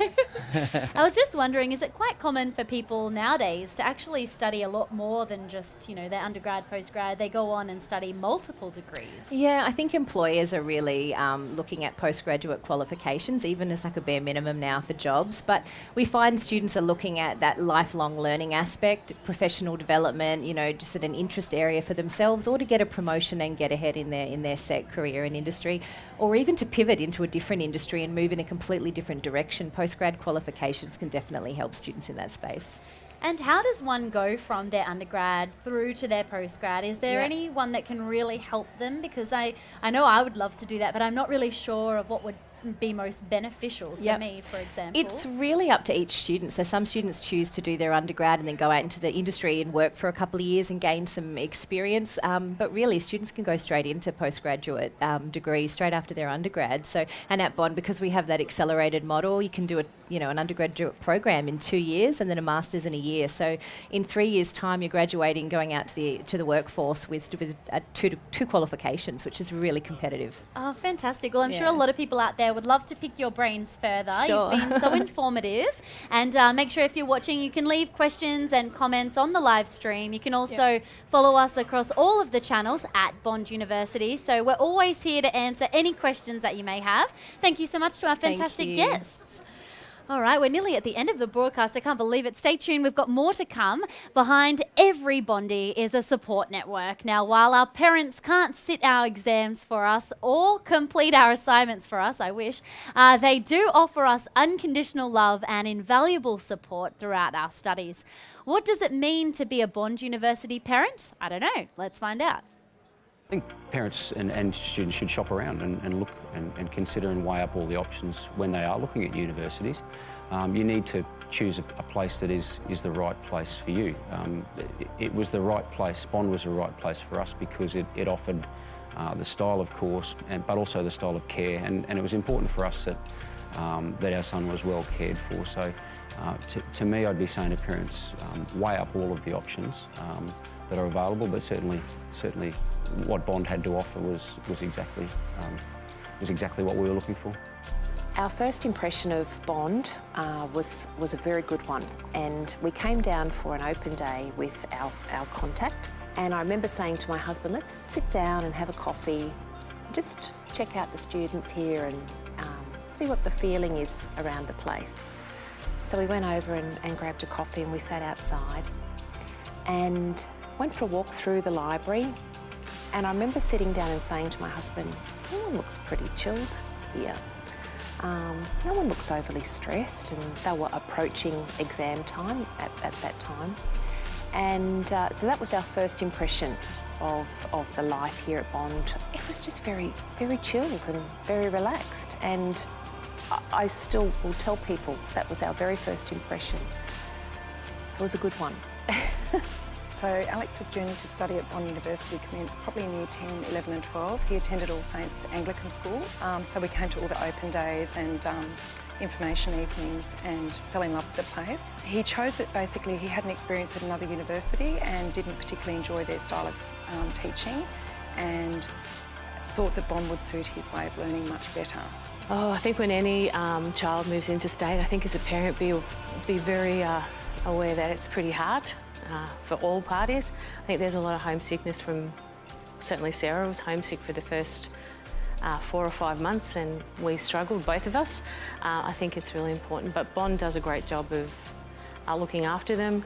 Oh, I've absolutely noticed a difference in Sarah since she's moved up, but she's been absolutely enjoyed herself. She's had lots of opportunities. That hard work has really paid off. And so there's a real sense that that you're part of a very much a professional organisation that's got great credibility, but also you feel like you're part of a small place in some ways where you're known and cared for, and I think that was real positive for us. At other universities, I feel that they're just a number and sometimes can become lost in the system. And not to mention all the wonderful facilities here and the clubs and the social scene as well, which is really, really important when you're studying. Also the Student Centre and the Beyond Bond program I think is excellent. That's something that's really been a highlight for Alex in the last couple of semesters. As a school principal, I see my Year 12 cohort every year looking at universities all around the country and overseas, and increasingly they're looking at Bond as an option. And in terms of what's on offer here, apart from the notion of the accelerated program, so they can be in the workforce or postgrad study sooner than they would otherwise be. I think it's just, it stands well and truly with the other universities in the country as to what it can offer.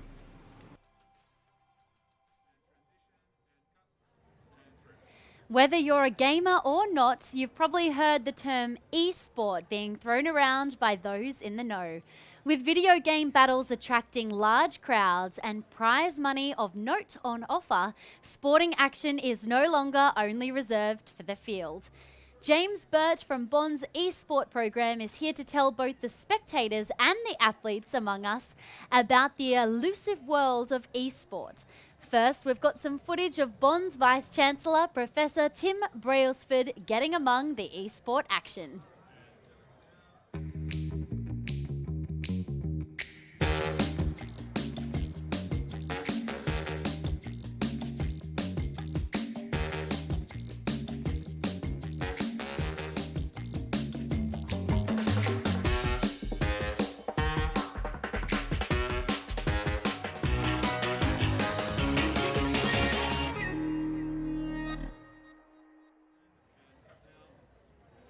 Okay, James, resolve it for us. What exactly is eSport? So I reckon the best way to describe eSport is competitive video gaming. Okay, that's pretty simple to get your head around. It just does feel like a brand new world though. I mean, I used to be that kid that had blisters on their thumbs from gaming, but then I completely lost it, wasn't interested at all. So I just want to know more about it. What skills do you need to make a good e-athlete? Okay, so what do you need? You obviously, it's not about physical, prowess on the rugby field, so to speak, but there is a physicality to it. What do you need? You need to be physically strong mentally and physically. You need to have dexterity. You need to be able to have an agile mind and that strategic planning, that ability to understand what is going to happen next. These are the skills that you need to be an awesome esports player. What about the competitions? What's involved there? Okay, so in terms of Bond University, we're just at the embryonic stages of our esports, but what we're trying to do is we're trying to look at both national and international based competitions. We're going to be entering into the uni-based leagues, but we're looking at associations that we can get into that really enhances our programs. And can you tell us a bit more about esports specifically here at Bond? So we have a brand spanking new esports facility here that is in association with Bond Sport. We're looking at high performance esports here at Bond University. That really sets us apart from the other institutions that are looking at esports. We're not an internet cafe, we're really looking at high performance. The students themselves will need to try out, they'll need to enter into the teams, and then the teams themselves will go through rigorous trials, training, coaching, etc. to really be at the best they possibly can be for tournament-based play. Again, we're not looking at the casual gamer coming in and playing here. We're looking at elite sport. We're trying to really encourage the idea of sport at Bond, not just being about physical sports, but really about integration of new innovation within sport, i.e. esports. Do you also cover creating the games as well, or is it more playing them? So the esports program, as I said, is associated with Bond Sport. So Bond Esports is all programs. Whether you're in law, whether you're in medicine, whether you're in programs around digital media, it doesn't matter. The idea being that you are an elite esports athlete, you want to play your sport, we are essentially creating an amazing student experience for you to be able to do that. So, of course, we have associated programs that look at esports. We have postgraduate subjects in sports law that are looking now at esports as one of the emerging markets. We have a new program and a new game called Game Thinking, which integrates esports and the industry associated with that into the growth of this marketplace. But again, it's not about individual subjects, it's about an amazing student experience that lets those elite players come in and do the sport that they essentially are born to do. And it's quite a lucrative sort of field, isn't it? I'm hearing that the figures are, $1 million an appearance for some of these athletes. Why is that the case? Why are they so popular? So there is a real change in how one perceives essentially talent and influence. So why are these esports players being paid these types of money? It's not necessarily about just playing the game. It's about them being essentially influencers of brand, of market, that they can connect to different audiences that one perhaps could never have connected to through traditional means. It's essentially the rise of the Twitch streaming, of the YouTube generation, and connecting directly through those particular marketplaces. That's why these elite esports players are being paid these amazing salaries. It's so interesting. I have so many more questions, but I better let you go because we're nearly finished here at Open Day Live. I can't believe how quickly it's gone. Thank you so much for your time, and I might actually get involved. I might hit you up with some more questions later. Brilliant. Awesome. Thank you. Now, earlier this year, Bond celebrated its 30th anniversary, and as you can see, the party is most certainly continuing. As we draw closer to the end of Open Day Live, let's take a look at all of the historical moments that have taken place over the past 30 years that have made Bond University the place it is today. Woohoo! Congratulations on 30 years, Bond!